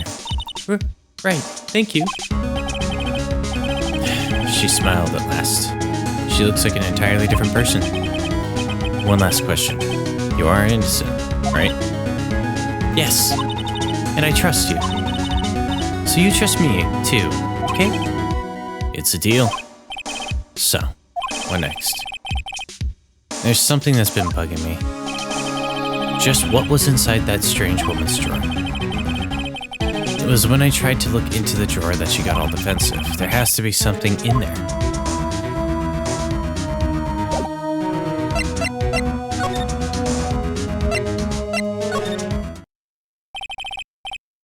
Good afternoon, sir. Excuse me, you are... Ah, I beg your pardon, sir. I'm the bellboy of this establishment. At your service, sir. Oh, right. I've just come up to deliver room service, sir. Do you know where Miss May might be? Ah, I believe our guest, Miss May, is currently using the... facilities? If you've no need of anything, I'll be taking my leave. Please, stay as long as you like. Enjoy.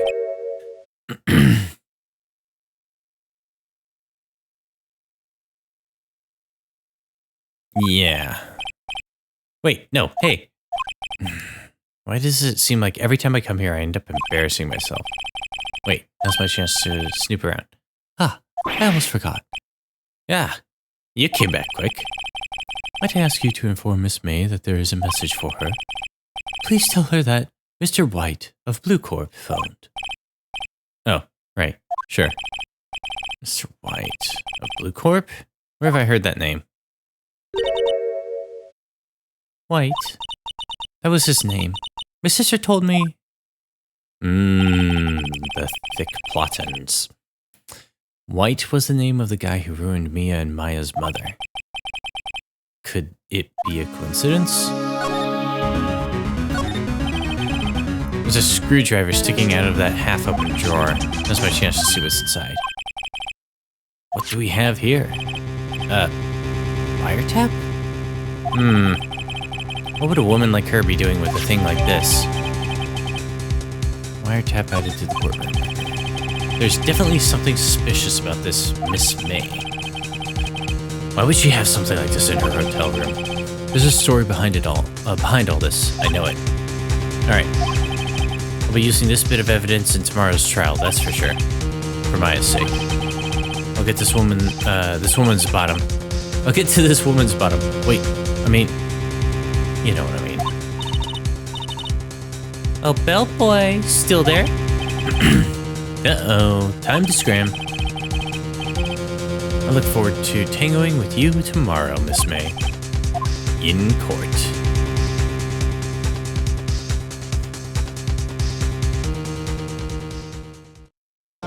And guys, remember, we are still collecting money for the Trevor Project throughout the month.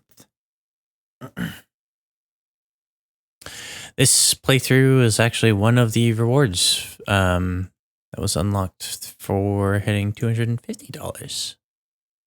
We still have one more at 1,000. As you can see, we're within spitting distance. Save your progress up to this point. Yes. Yep.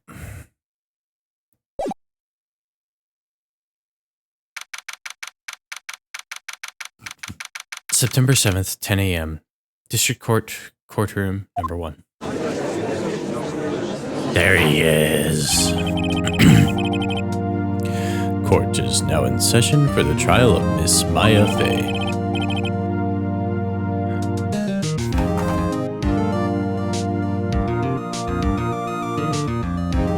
What? How do I voice him? It's the Beast. The prosecution is ready, Your Honor.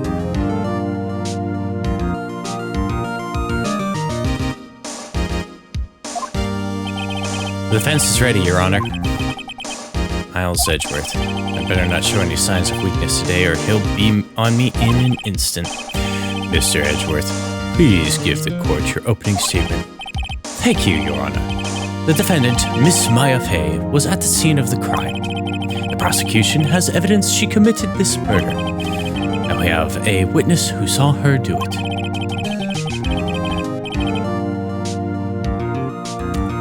The prosecution sees no reason to doubt the facts of this case, Your Honor.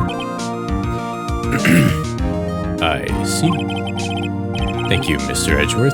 Let's begin then. If we may call our first witness, Your Honor. The prosecution calls Chief Officer at the scene, Detective Gumshoe.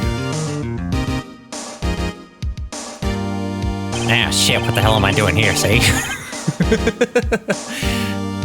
Witness, please state your name and profession to the court. Sir, my name's Dick Gumshoe, sir. I'm the detective in charge of homicides down at the precinct, sir. Detective Gumshoe, please describe for us the details of this murder.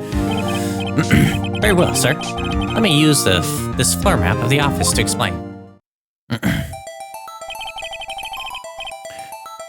body was found by this window here. And the cause of death? Loss of blood due to being struck by a blunt object, sir. The murder weapon was a statue of the thinker, found next to the body, sir. It's heavy enough to be a deadly weapon, even in a girl's hand, sir. The court accepts the statue as evidence. They're still calling it a statue. Floor plans added to the court record. Yes.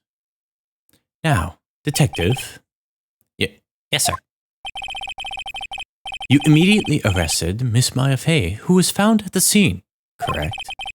Can you tell me why? Yes, sir. I had hard evidence she did it, sir. Detective Gumshoe, please testify to the court about this hard evidence.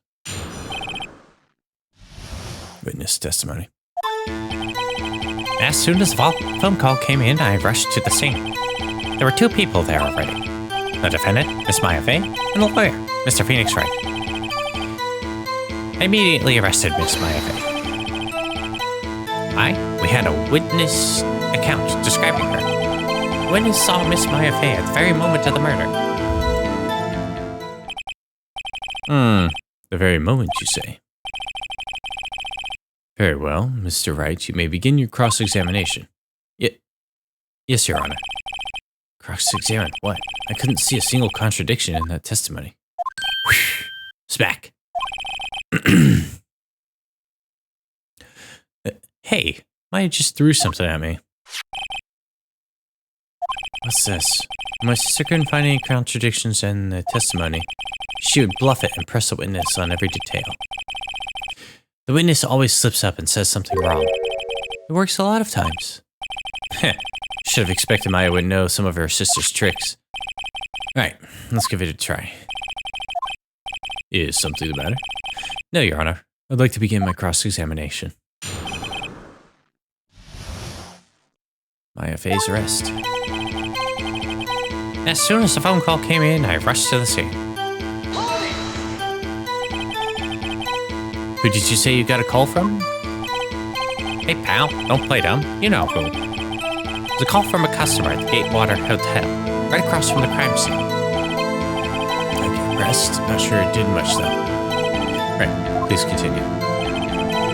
There were two people there already. Detective Gumshoe, how long would you say it took between you receiving the call and your arrival at the scene of the crime?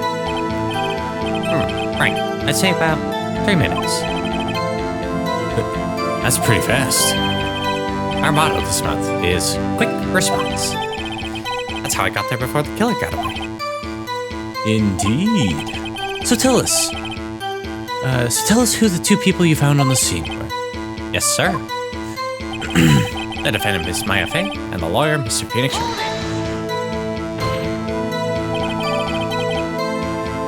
Are you absolutely sure it was us? Listen, pal, your dumb act will only get you so far. With her funky hippie clothes and your spiky hair, you two stand out like suspicious people at a crime scene. Well, he does have a point about her. She is pretty unmistakable. I should pick my points to press with a little more care. I immediately arrested Maya Fey. Why is that? What's your reason? Why? We had a witness account describing her. Hold on just 1 second. Yeah? If I heard correctly, you said arrested her because you had hard evidence she did it, correct? Huh? Did I say that? Me? I heard you say it. You did say it. You said it. Exactly what about this suspicious woman in pink, in pink's claim was hard evidence?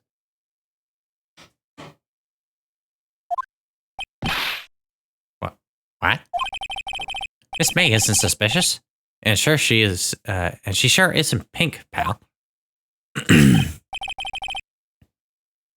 Well, I guess she is pink. That's enough, Detective Gumshoe. Do you have any more proof that, than her claims, Detective? I guess pressing can have its advantages. Yes. Sorry, I got the order of things mixed up in my testimony, Your Honor, sir. There was something I should have told you about first, Your Honor. Oh, very well, Detective. Let's hear your testimony again.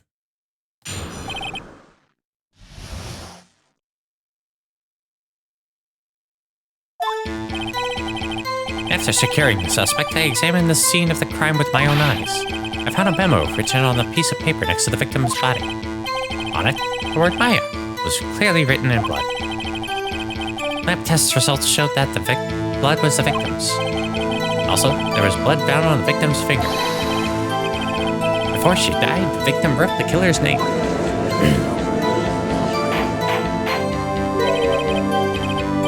How you like that? That's my hard evidence. Before we begin cross-examination, I have a question for you, Detective. Yeah, Your Honor? Why didn't you testify about the vital piece of evidence the first time? I know. I'm real embarrassed I forgot about it, sir. You try to be more careful. Very well. The defense may begin its cross-examination.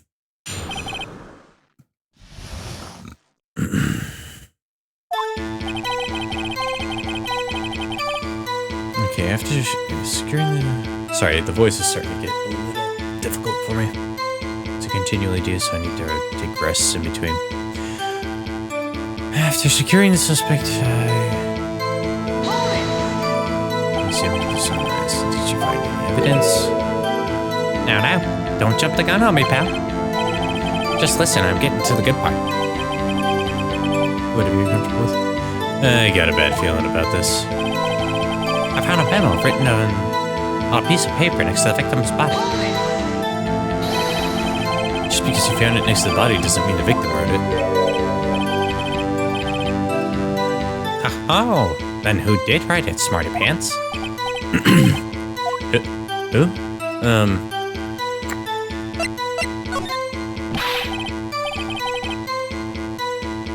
The killer. Anyone can see that. You're saying the killer wrote her own name? Buddy, please. She was framed. Hold on. If that's the case, where's your evidence?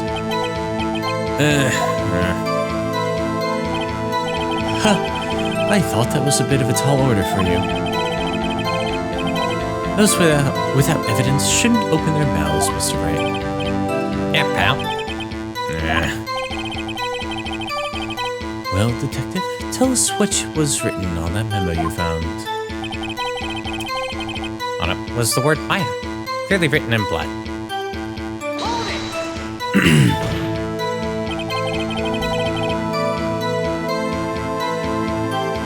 Do you have proof it was Mia who wrote that?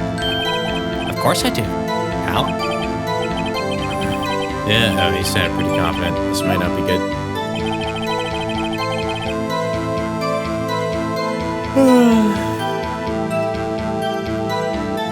results show that the blood was the victim's. What kind of tests were these again? Huh? What kind? Well, I hear they take the, little bits in the blood, the, hermogoblins, hermogoblin bobbin? I refuse to testify on this matter, pal. I'm no expert on blood tests. Yes, that was quite clear. You may continue with your testimony. Thanks, pal. I mean, Your Honor, sir. Detective Gumshoe, Yeah? I look forward to your next evaluation. As should you. No. That was a mess. Right. Where was I? There's also blood on the victim's finger. On which hand was the bloody finger, Detective? Right hand. She was right-handed. Nice try. I guess it wasn't too hard to see what I was getting at there. Before she died, the victim wrote the killer's name. Detective Gumshoe, you get a lot of cases where the victims actually write the killer's name.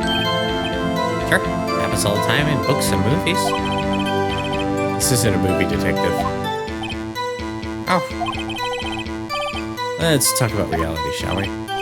I guess I haven't heard of many cases, though. Did you find it a little odd that the victim would write down a name, especially the name of her own sister? Yeah, actually, you got a point, pal. Stop right there. The witness's opinion on the matter is irrelevant. The facts are clear. The victim wrote down the name of the accused. The victim told us the name of her killer.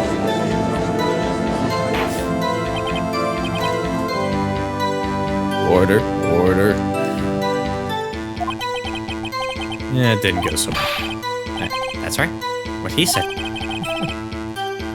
That's his whole testimony. Okay, there has to be a contradiction in there somewhere. Let's find it.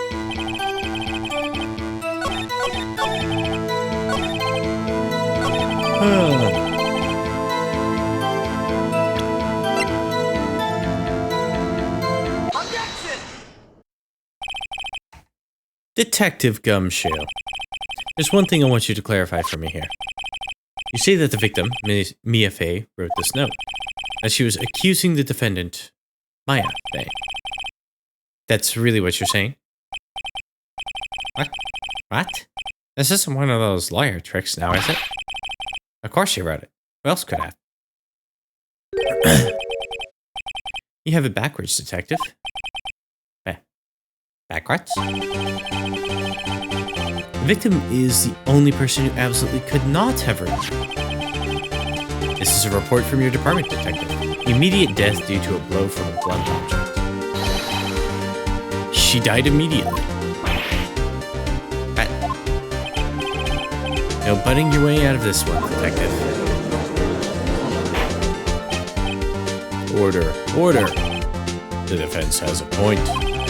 Someone who died immediately wouldn't have had the time to write anything down. Mr. Wright, I beg your pardon, but when exactly did you obtain that autopsy report? When?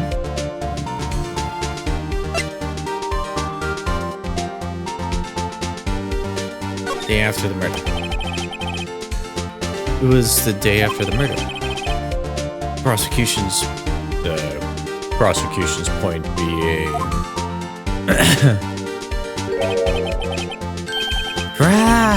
Table flip. That autopsy report is outdated, Your Honor. What? A second autopsy was performed yesterday at my request. Death was almost immediately due to a blow from a blunt object, but there's a possibility that the victim lived for several minutes after the blow. I received these results this morning. No way. Your Honor, it's quite easy to imagine that the victim did have time to write Maya. That is all. I see. Are you Edgeworth? I should have known you'd have something like this, something up your sleeve. Why, Mr. Wright, you look shocked. Something you want to say?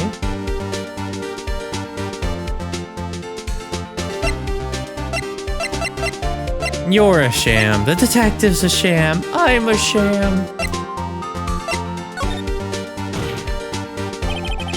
Detective Gumshoe, you're a sham. How could you give me a faulty report? Eh? I thought... Detective Gumshoe?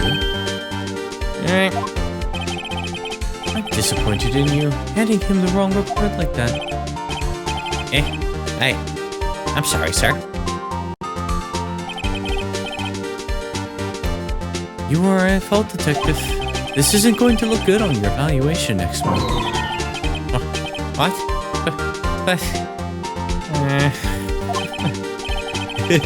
Poor Gumshoe. Your Honor, I submit this report to the court. Understood. The court accepts the evidence.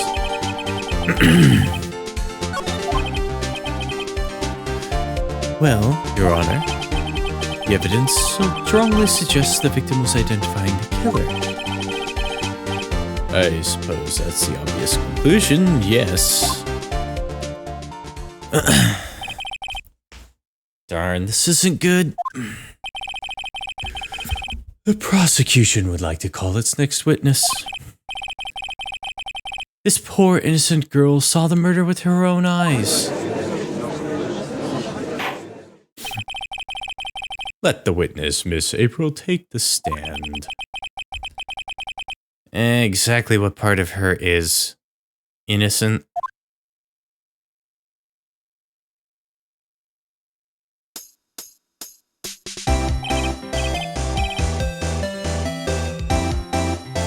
Witness, your name, please.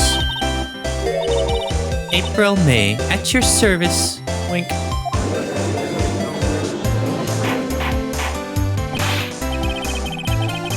Order. An introduction should not require any reaction from the crowd. The witness will refrain from wanton winking. Oh, yes, Your Honor. This is not good. Sure to capture the heart of every man in this courtroom. Tell us, where were you on the night of September 5th when the murder occurred? Gee, I was, like, in my hotel room. I just checked in right after lunch. And this hotel is directly across from Fay & Co. law offices? That's right, big boy. Please testify to the court what you saw.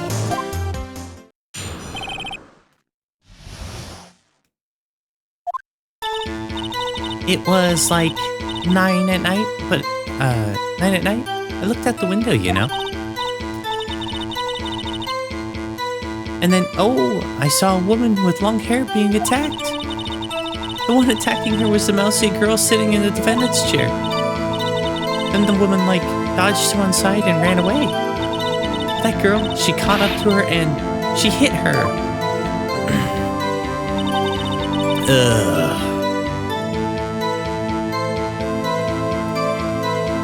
Then the woman with the long hair, she kind of slumped. The end, that's all I saw. Every little bitsy witsy. Wink. The game has jiggle physics.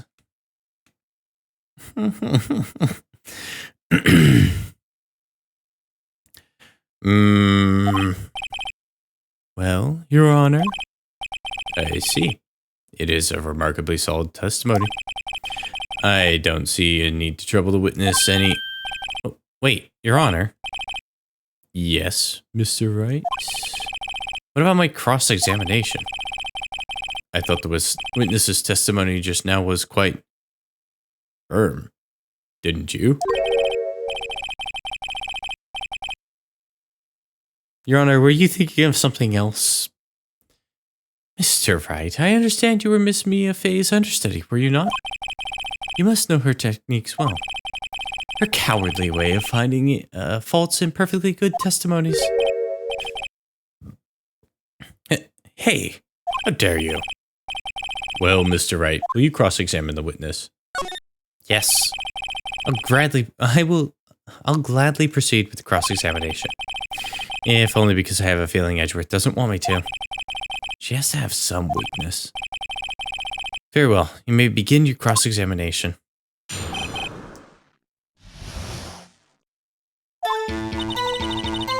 It was like 9 at night. I looked out the window.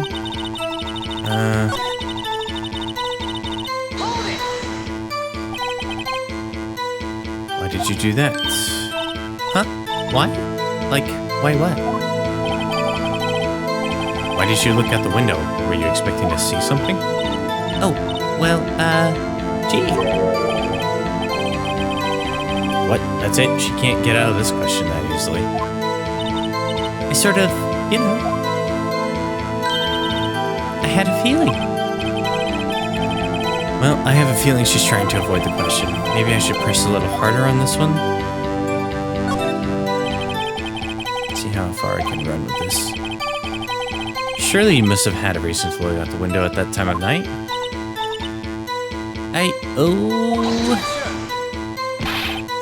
Mr. Wright, I will not have you badgering my witness. But badgering? You insist on needling her with these trivial questions. I really don't think it should be allowed. Yeah, stop him. The poor girl.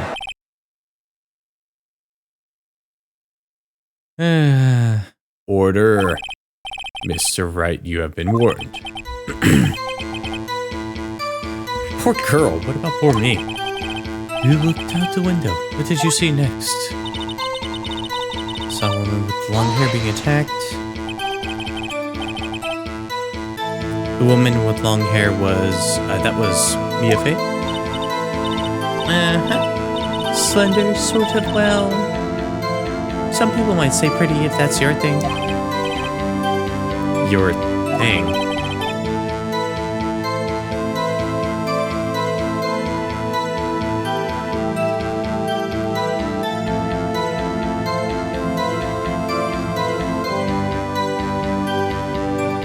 I can't think of anything clever to say to that.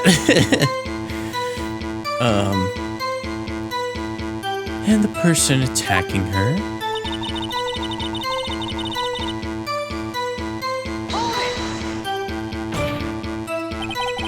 How do you know she was the defendant? Huh? Well, you know, she had a girlish physique. Women know these things. Look, I just know, okay? There's only one person at the scene of the crime with a short, girlish figure. The testimony is bulletproof, Your Honor. He's right. Hold on a minute. That testimony stinks. What? Miss May, I'm willing to bet that. You're lying. Are you telling the truth? Did you really see the defendant?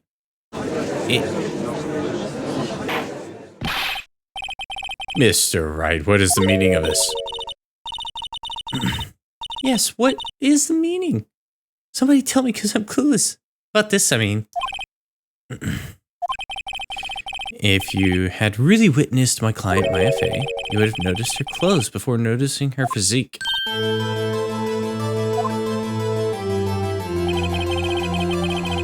No one wears clothes like this on a daily basis except her. And I'm no expert on fashion, but her hairdo is far from normal to me.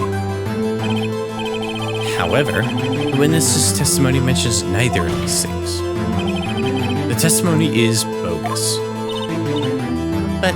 But still, we don't know if she was dressed that way the night of the murder. She was, Your Honor. I saw her. And so did Detective Gumshoe. What do you say to that, Miss May? Wow. What are you trying to say, you mean lawyer? I saw what I saw. I just didn't think all the trifling details were necessary, darling. Miss May, the court would like to remind you to please omit nothing in your testimony. I'm sorry, Your Honor. I'll be a good girl. I promise. Wink. Your testimony again, if you would. Damn, I almost had her. Ugh.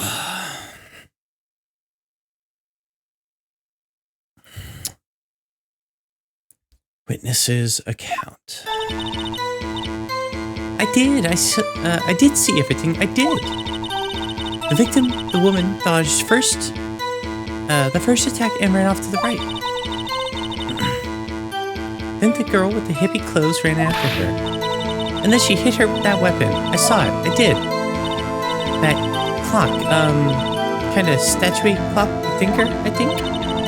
Well, does the accuracy of my report not startle you? Okay, I know what I'm going to press on. I see. I only wish you had been so detailed from the beginning. Please begin the cross-examination.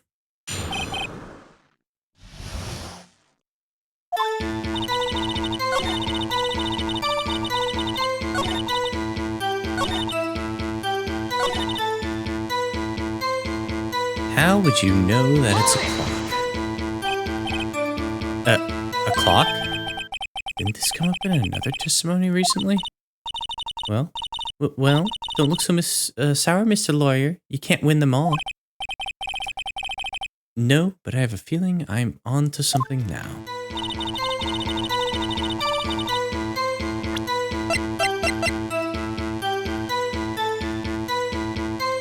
Objection! Miss May, what you said just now was quite revealing. Revealing? Ooh, you'd like that, wouldn't you, naughty lawyer? You just said that this statue of the thinker was a clock. There's no way no way of knowing that just by looking at it. Another person in much the same position as you recently called this a clock, too. And he was found guilty of murder.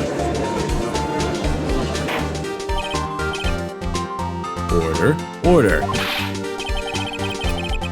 Miss May, can you explain how you knew this was a clock?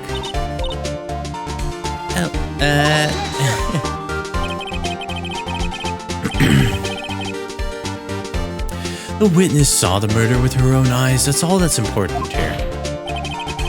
The defense is trying to confuse the court with confuse the issue with trivial concerns. Yes, of course. You will withdraw your question, Mr. Wright. The questions are all I have, Your Honor. You and me both, Phoenix. And as you may recall, I've caught murderers with these questions before. Well, only once. Objection sustained. You may continue with to question the witness. Yeah, that was close. If you stopped me there, the trial would be over. Huh? What? So what happens now? What happens now is you answer my question. How did you know it was a clock? What? That's... because I heard it? Yes, I heard it say the time. So you've been to the law offices of Vanco? No. Hey, I didn't say that. Why would I go there? I heard it from my hotel room. Eh?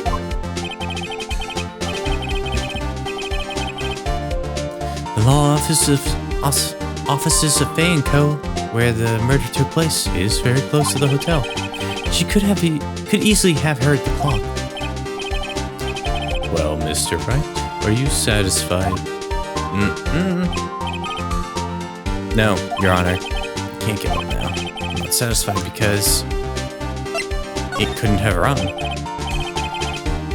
Your Honor, if I Your Honor, members of the court. It is inconceivable that the clock in question rang. That clock is missing its clock.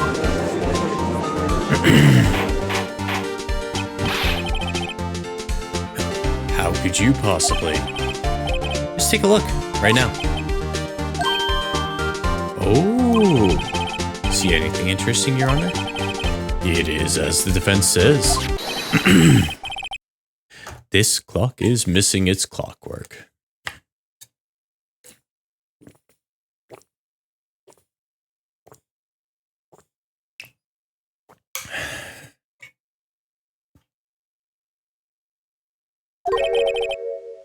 It's quite empty.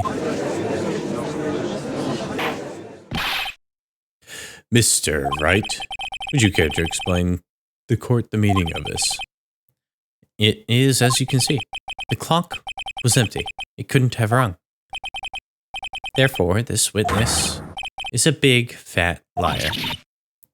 Fat? Well, Miss May?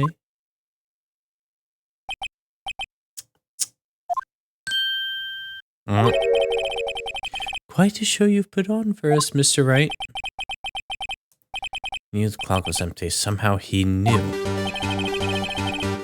I'm afraid you've forgotten one thing, however. Indeed, the clock is empty. As you say, it can't ring. However, we must ask, when was the clockwork removed? If it was after the witness heard the clock, then there is no contradiction.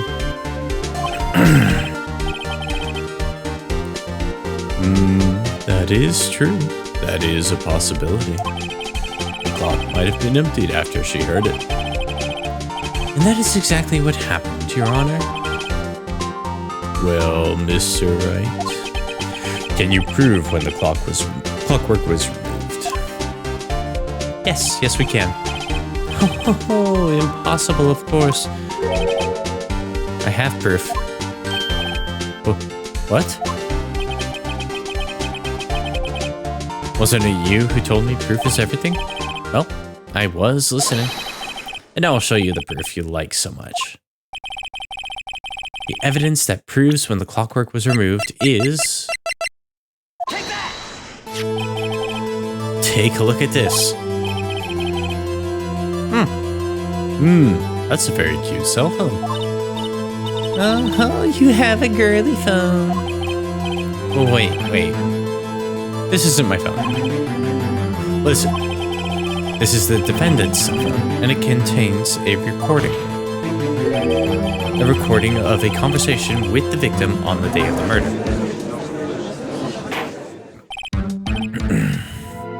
Order.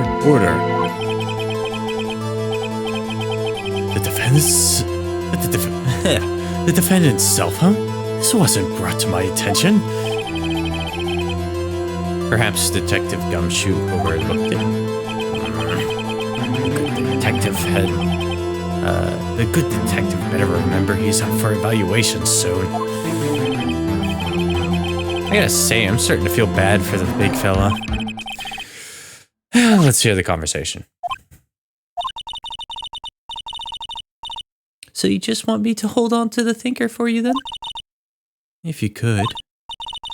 I should probably tell you, the clock isn't talking right now. Huh? It's not working. That's lame. I had to take out the clockwork, sorry. September 5th, 9:27 a.m. Beep. Your Honor, I think this makes it clear the clockwork was already gone by the time this was recorded. Which was well before the witness even arrived at her hotel.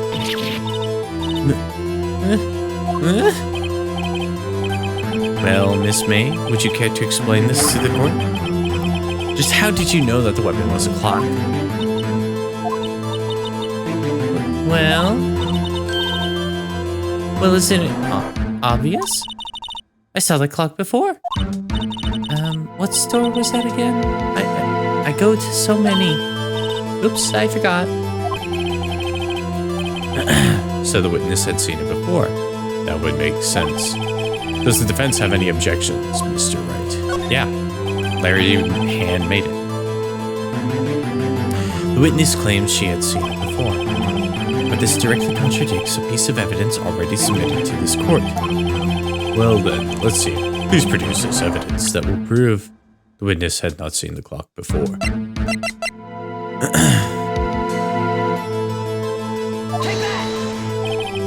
It's simple. This clock was never in any store, ever. What? A friend of mine made that clock. Only 2 exist in the world. And the one that isn't here is in police custody. Impossible. Everything is sold in stores. Miss May, I think it's high time you went shopping for a better excuse.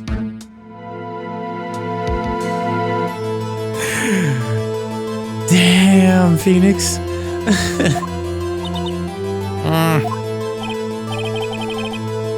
Oh, excuses not on sale today? Oh,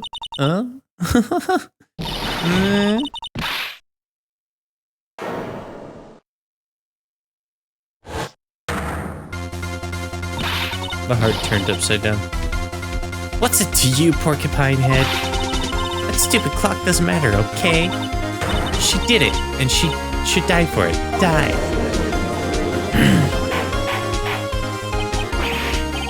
Whoa. Let's not get ahead of ourselves. This is a court of law, and the witness will remain calm.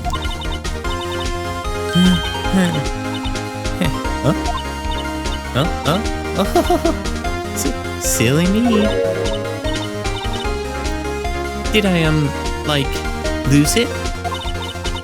She turned into a JoJo character. Well, I guess I did.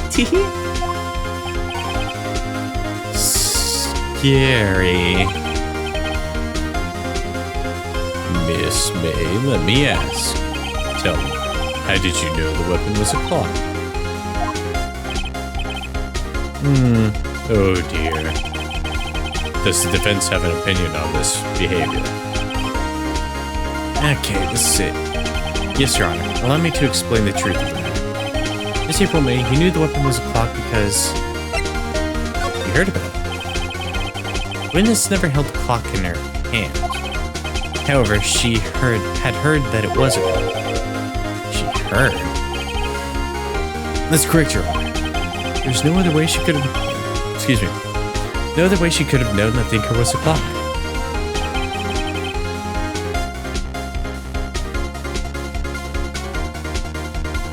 Is it bad that this makes her hotter? Bruh. The one with the steel samurai can judge me? We'll get to that soon enough. And I can show you the proof. Well, this is interesting. Let's see it then. Show me the evidence proving the witness had heard the murder weapon was a clock.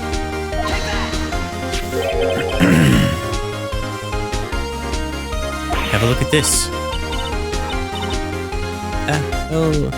That? I found this in Miss May's room.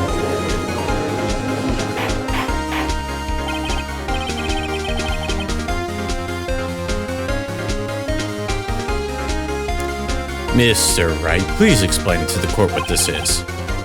Miss April May, you were tapping the victim, Miss Mia Fay's phone, were you not?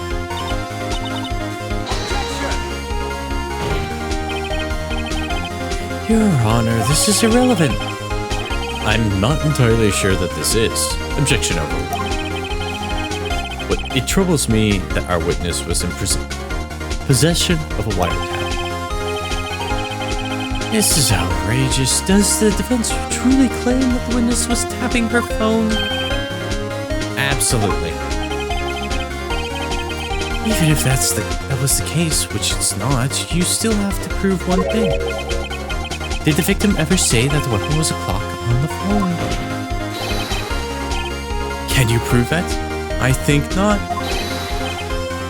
Oh yeah? I think I can. It's simple. What? Honey? Here's my proof. Proof that the victim said on the phone that the weapon was a clock is the recording. again.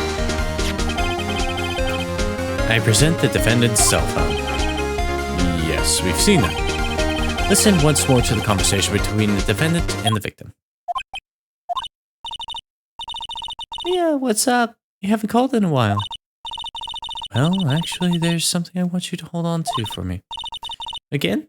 What is it this time? It's a clock.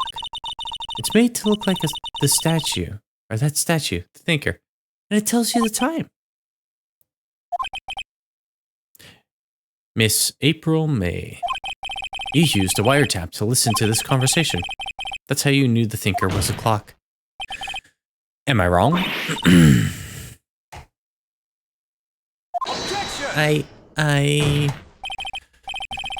Your Honor, this is ridiculous. Your Honor, look at that witness's face. Does she seem amused to you? The defense demands an answer.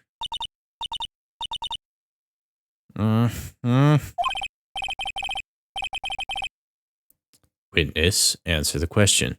Did you tap her phone? Miss May. Shut up, all of you. What gives you the right to talk to me like that? You lawyer.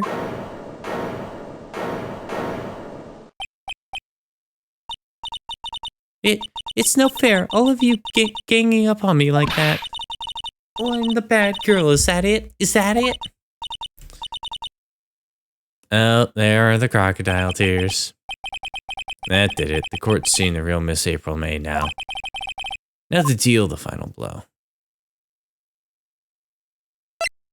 Well, wiretap, you did it, didn't you? Miss May.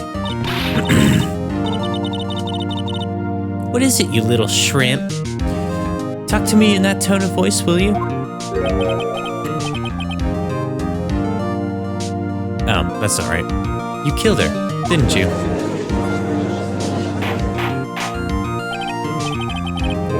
Order. There will be order. How can you possibly say that? Are you mad? All I did was a little wiretapping. Oops. So you admit you tapped your phone. But wait. I didn't do anything bad like murder. I'm a good girl.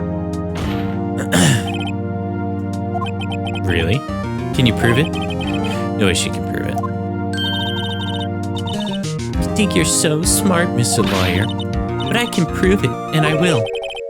Can't be serious. No way. Way, I say, way. And I assure you, I'm serious, Mr. Lawyer. Okay, so the killing happened right around 9 at night? Why, that's just when I was getting room service from that sweet bellboy. Room service? Iced coffee, I believe, was it? Iced coffee, you know, like normal coffee, but cold. If you don't drink it quick, the ice melts and you have regular cold coffee. Ice coffee? Think I'm making this up? Ask the bellboy. Ergo, the witness was not at the scene at the time of the murder.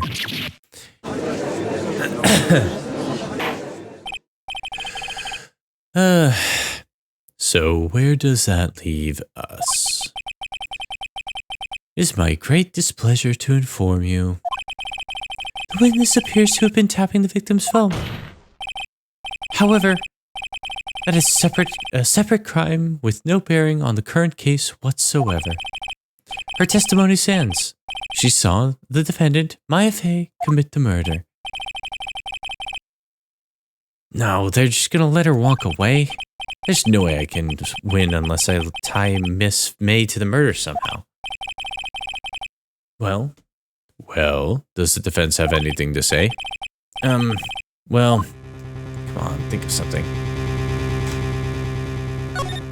We'll call the bellboy. The defense would like to call the hotel bellboy as a witness. There's something suspicious here, and I'm going to get to the bottom of it. I think you've sunken low enough, quite low enough already. I object to calling the bellboy. Why? What's your reason? Because I hold that the wiretapping had nothing to do with the killing. However, if you agree to one condition, I'll consent to calling this witness. Condition? If Miss April May's alibi is not called into question after you examine the bellboy, you will recognize that Miss April May was not the killer. Thus, she is innocent. And thereby, you must also accept the verdict of guilty for Miss Maya Pei. That is my condition. What? I better find something suspicious in that bellboy's testimony. Otherwise, Maya will be declared guilty on the spot. What should I do?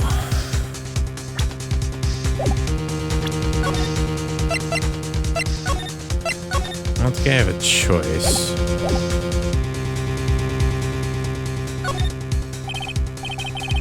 Alright, I've got nothing to lose except for, well, everything.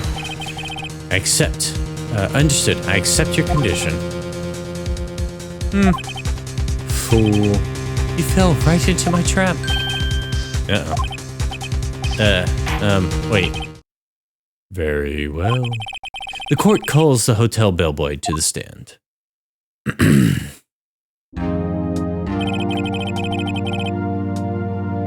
I believe we're ready for the witness to testify. He certainly does look like a bellboy.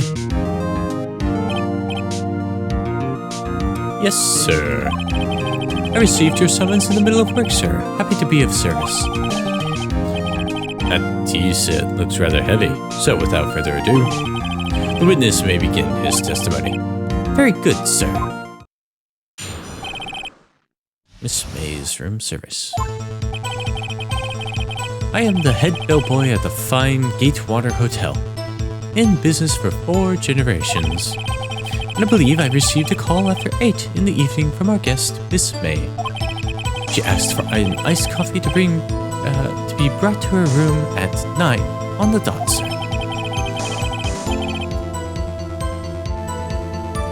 I brought it to her precisely at the requested time, of course, and I delivered the iced coffee to our guest, Miss May herself.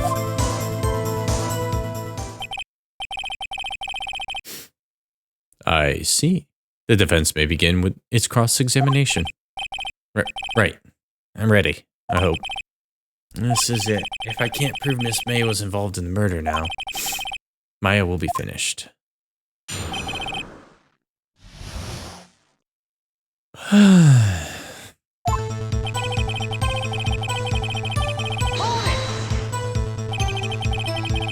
What exactly is it you do at the hotel?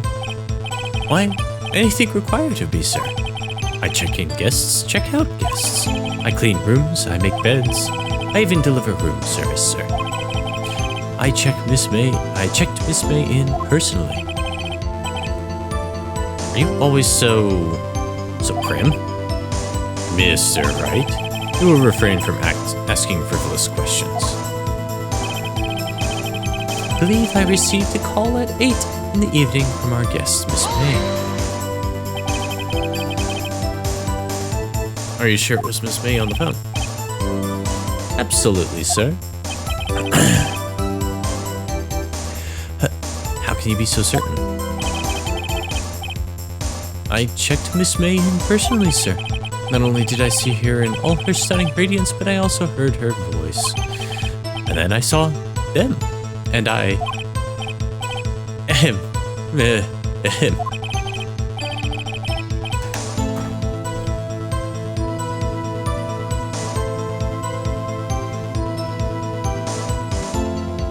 Damn it, man, keep it together.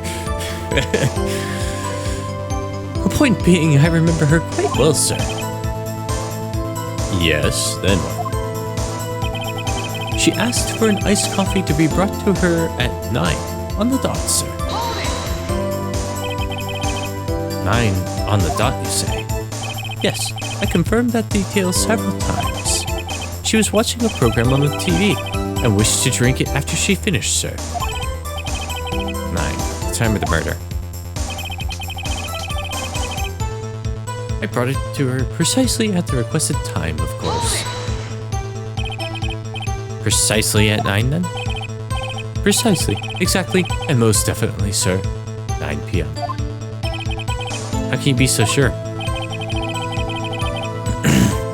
Miss May was quite insistent that it be brought then. Oh, bellboy, teehee. I'd like an iced coffee at exactly 9. Something like that, sir. Therefore, I knocked on her door at the crack of 9, sir. Why would she be so particular about the time? And I delivered the iced coffee to our guest, Miss May herself. You are sure it was Miss April May herself? Absolutely, sir. Absolutely? Yes, sir. As in, so very absolutely, sir. It's an endearing mannerism of mine. How come you're so very certain? Well, when I brought the room service, sir, the guest, sir, she favored me with, an embarrasser, sir. Embarrasser? Is that French for an embrace? It's French for a kiss, sir. But not a French kiss, sir. Or a peck on the cheek. Well, why would she have done that? I believe perhaps she was momentarily swayed by my prim demeanor, sir. It was a moment I shall never, ever forget, sir. Sounds pretty fishy to me. I think Miss May was up to something. She wanted the bellboy to remember her. That's no good. There's nothing there. Is that it? Finally, you understand. This bellboy has absolutely no reason to lie. Now, if you have any decency, you will end this rather tedious cross-examination here. It was a bit tedious. The witness may leave the stand. I can't let this happen, can I? Wait. Please wait. Yes, does the defense have something to add? One last question. Let me ask one last question. Your Honor, I must object. This charade of justice has gone on long enough. Now, Mr. Edgeworth. Alright, Mr. Wright. I'll give you one more question. That is all. Okay. This is really it. Now this is my last chance. What do I ask him about?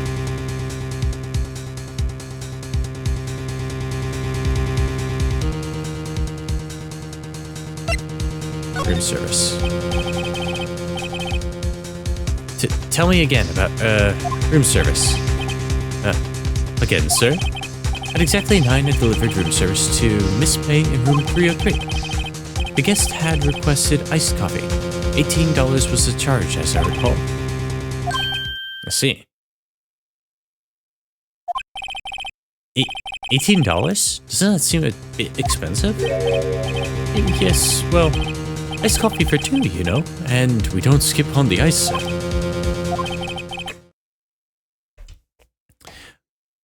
What did he say? What did you say? Rather, quite. Bellboy, tell us the truth now. Was someone else staying in Miss May's room? I object. That was quite objectionable. Objection overruled. The witness will answer the question. Yes, I see. Why did you not mention this in your testimony? Well, sir, you didn't ask. Nice try. That's the sort of thing you're normally supposed to mention. Oh, yes, quite, indeed. It was the barrister there, Mr. Edgeworth, who... He asked me not to mention if I wasn't specifically asked, sir. You fool. I've done it. I've won. Objection, sir. I want to object to this. Miss April May checked into a twin room with a man, correct? Yes, sir. Then, when you brought the room service, you didn't see that man in the room? That's right, sir. Honor, we've just learned of another person involved who may have been the murderer. In light of this new fact, I hold that it's impossible to judge the defendant. Wouldn't you agree, Mr. Edgeworth? And who, Mr. Wright, who is this other person? Simple. It was... man with Miss May. You need me to spell it out for you, Edgeworth. Should we go back to school and work on our spelling again? Man who checked in with Miss May. Your Honor, it has been previously revealed that Miss May was tapping the victim's phone, yet Miss May herself has an alibi at the time of the murder.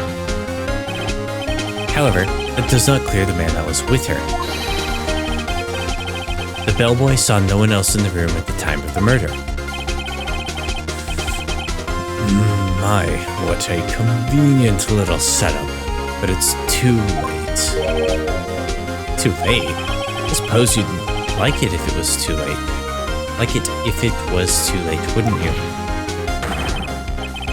After all, it was you who hid the presence of the other man from this court.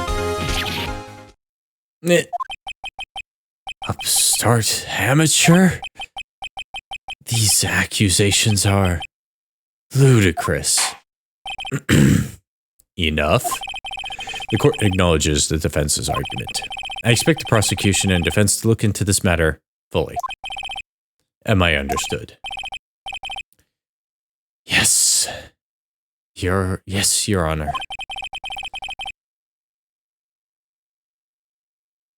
You heard other man and suddenly Edgeworth is angry? That is all today for the trial of Maya Fey. Court is adjourned. Oh,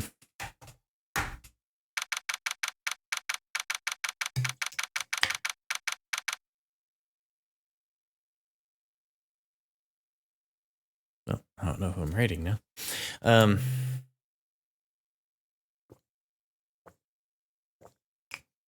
It was the revelation that Miss May had someone else in the room with her.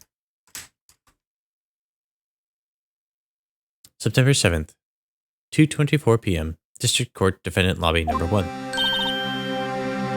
Mr. Wright, you were amazing in there. Really? I think I might be your newest fan. Oh, I was just doing my job, you know? And again, that other attorney was pretty cool too. That face of his, with his eyes wide and trembling lips, it sent shivers up my spine. Being a Phoenix Edgeworth pest. If you say so. So what happens with me? Do I get to go home now? Well... no, I don't think so. Not yet. Oh, I see. But I got a great lead in today's trial. A lead? That man with Miss May. He's the key. Oh, I get it. What happened to Miss May after that anyway? I heard they arrested her. I guess she's learning her charms don't work everywhere. She's probably at the detention center now. I may have to go down there later. Anyway. This case is far from closed. Yes, sir. I'm gonna find out more about this man. Do you think he was the one who... maybe so. Sis. Don't worry. I'll find him by tomorrow. I promise. I'm counting on you. I asked for a full record of April May's testimony. Is this my first time playing and just know some of the stuff, or I've played it all the way through?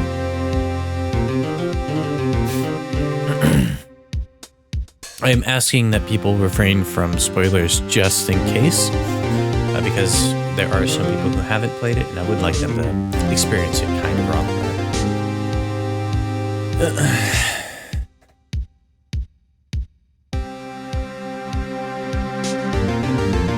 Thought it might come in handy during the trial tomorrow, but now that I have it, I'm not so sure.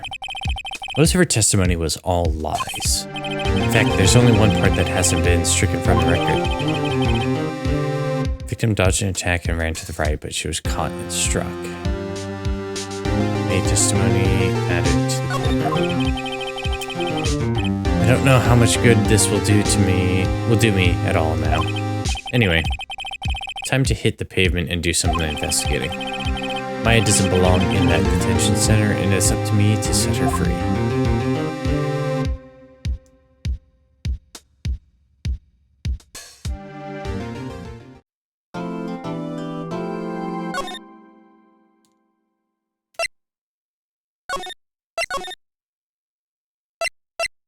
How many save slots are there again? Right, 10.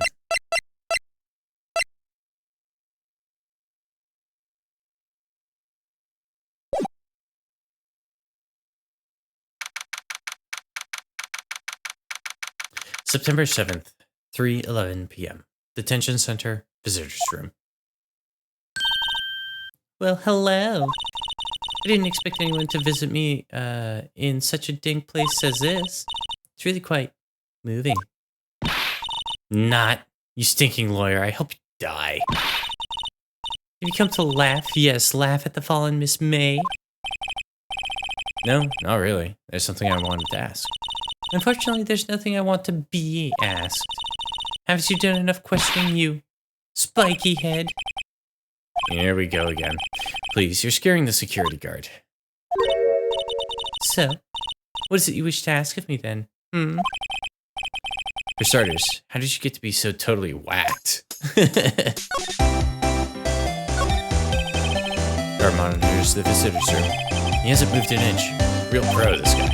Or maybe he just doesn't want this. Maybe he just doesn't get to see a lot of women like Miss May here. Smile for the camera. About the man who stayed with you in the hotel room. Can you tell me about him? Where is he? Come on. No way, Jose. Maybe you've had something to get her to talk. Why did you place a wiretap on Mia's phone?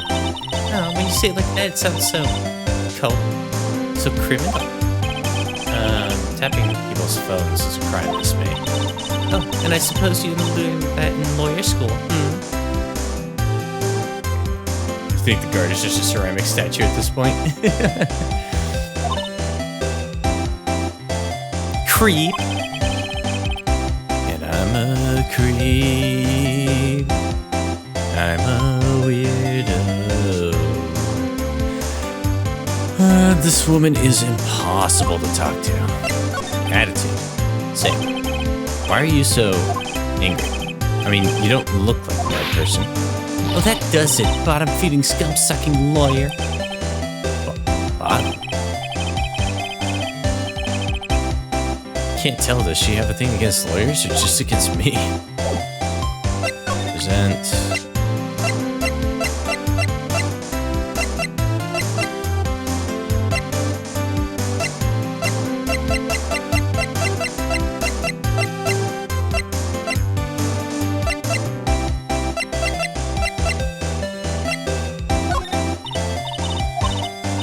Hey, guess what? Actually, I really hate your guts.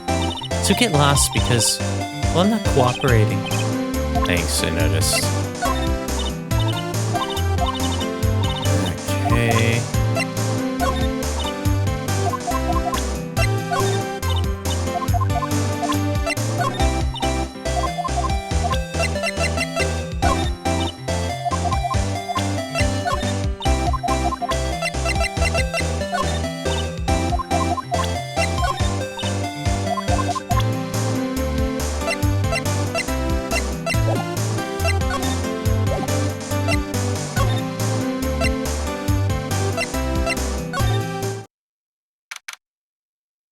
September 7th, Gatewater Hotel, room 303.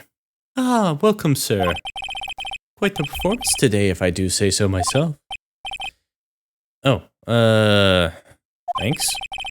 Sorry for putting you on the spot like that. Oh, sorry for putting you on the spot like that. No, not at all, sir. Your efforts today can only help the Gatewater's rep, as they say. Flashing the badge at everyone possible and impossible. Huh? Rep? Yes, our reputation will swell as the hotel where the murderer used a wiretap. We can charge a premium for the room, of course. It will be great business, sir. Whoa, Miss May hasn't been charged with murder. I, too, will become famous. The bellboy who brought the murderer iced coffee. Why do I feel like we're both stuck in the same bad dream? So, you are our honored guest. Please let me know if there's anything I can bring you.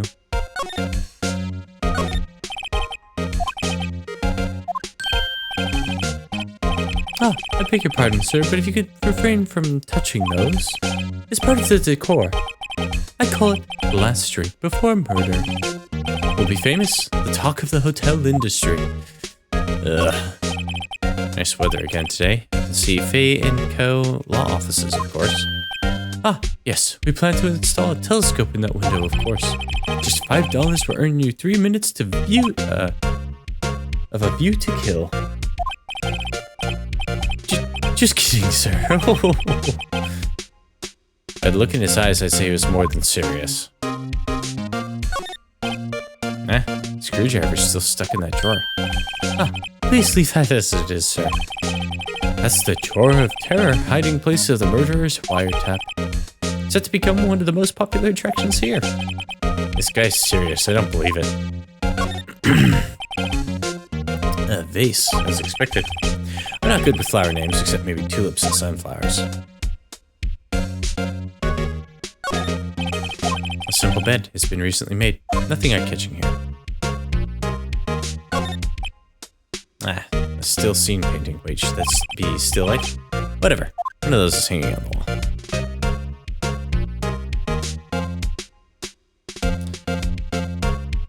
Okay. Talk. Miss May. About Miss May. Oh, her? Sir, not to boast, but I knew the moment I saw her.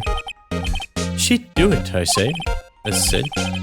Do what? I'm starting to think the most suspicious person here is this guy. I wanted to ask you about the man who's with Miss May. Ah, yes, he struck me as a real lady killer, if you will pardon the expression. I knew it from the moment I saw him, sir. He and I are of the same look. We both carry the scent of danger. Ugh. There we are in total agreement, Mr. Psycho Bellboy. If you had a photo of the man, I'm quite sure I could identify him. A photo. Hotel. Could you tell me about this hotel? Absolutely. And on that subject, I have an excellent idea, sir. Currently, this hotel is known as the Gatewater. I propose that we add a subtitle. A subtitle? The Gatewater. The Gatewater Hotel. Murder Manor. Well, what do you think? Sounds great. Whatever floats your cheese set.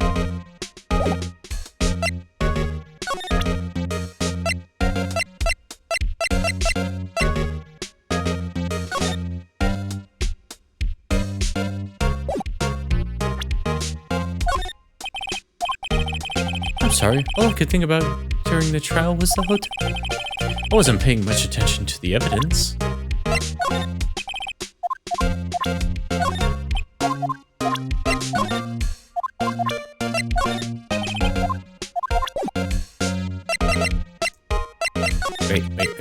Wait. Damn it.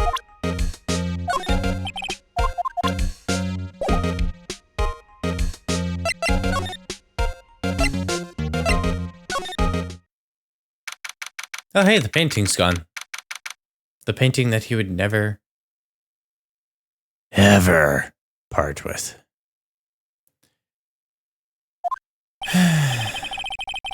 Looks like Grossberger's out again. Is out today. Again.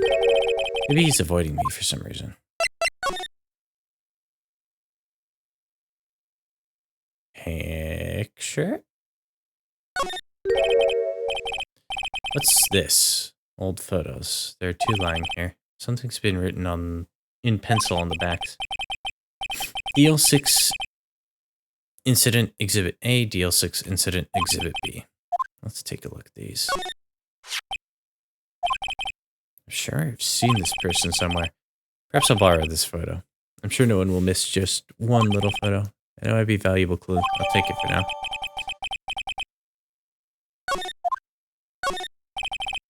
Solid mahogany desk. Give me the photo. The photo lies on the desk. Maybe I should switch it with the one I took? Yeah.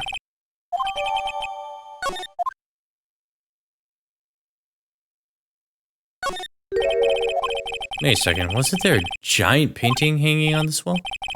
Yeah, it was a painting of... Wasn't it? Well, it wasn't a very memorable painting anyhow.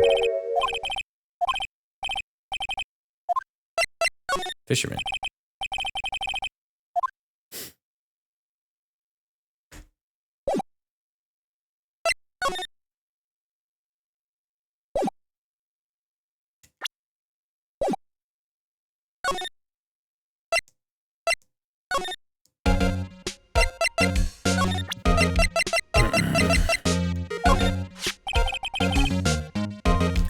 Take a look at this photo.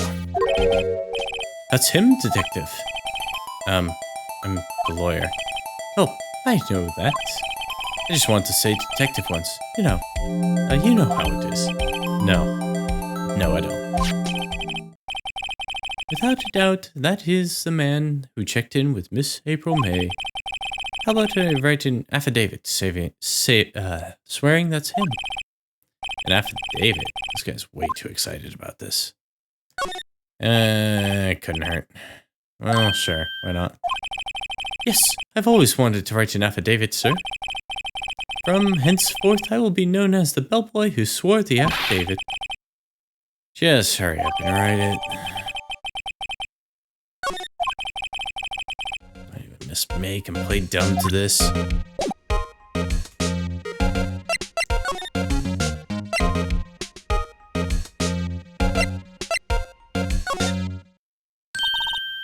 You again? I can't. Can't you take a hint and stay gone? Oh, it's about time to call it. Hey, the only reason I'm back here is because you won't talk to me. Oh, so it's my fault now? You don't just have spiky hair, you have a spiky heart. That does it. When this case is done, I'm shaving my head. So, go ahead and save here.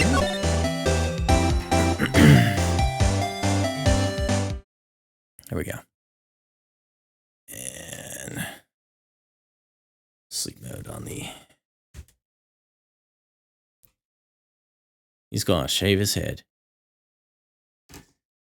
Okay.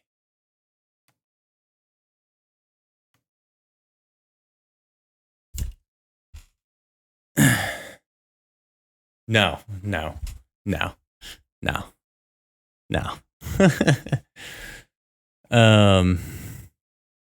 Apparently I had room up still.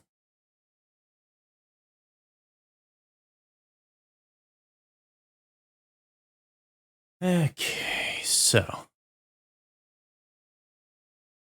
how are we doing? We're doing good. Let's go ahead and figure out who we're rating. You guys having fun with this? I'm having a lot of fun with this.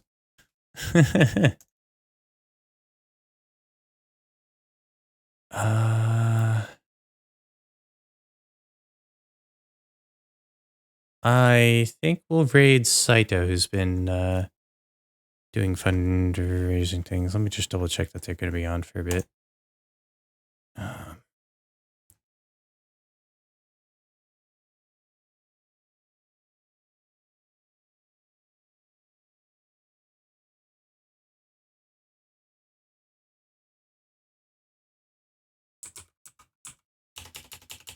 Actually, Stallengata, it looks like you've been in the chat. Do you know if they're going to be on for a bit longer? Or if they've been indicating that they're going to be done?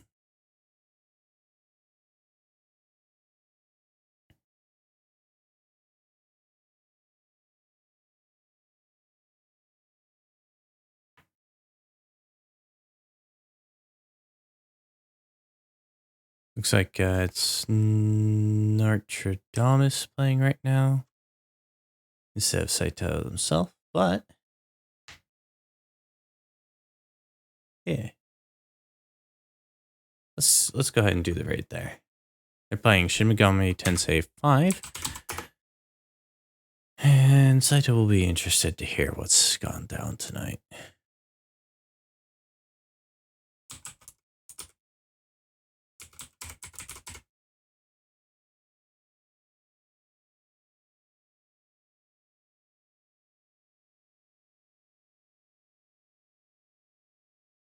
There we go. All right.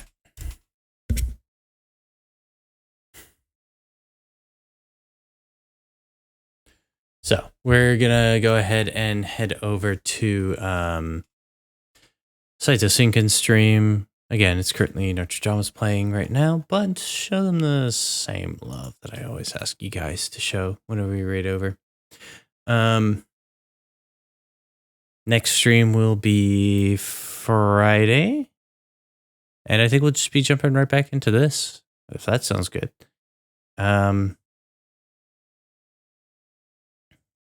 Yeah. So, that's it for the night. Thank you for joining me tonight, everyone. It has been wonderful fun, and I missed this game. I'm glad to be revisiting. So, let me get those raid messages. There we go.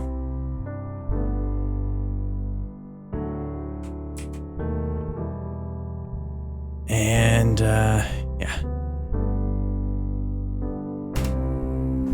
I will hopefully catch you all again on Friday.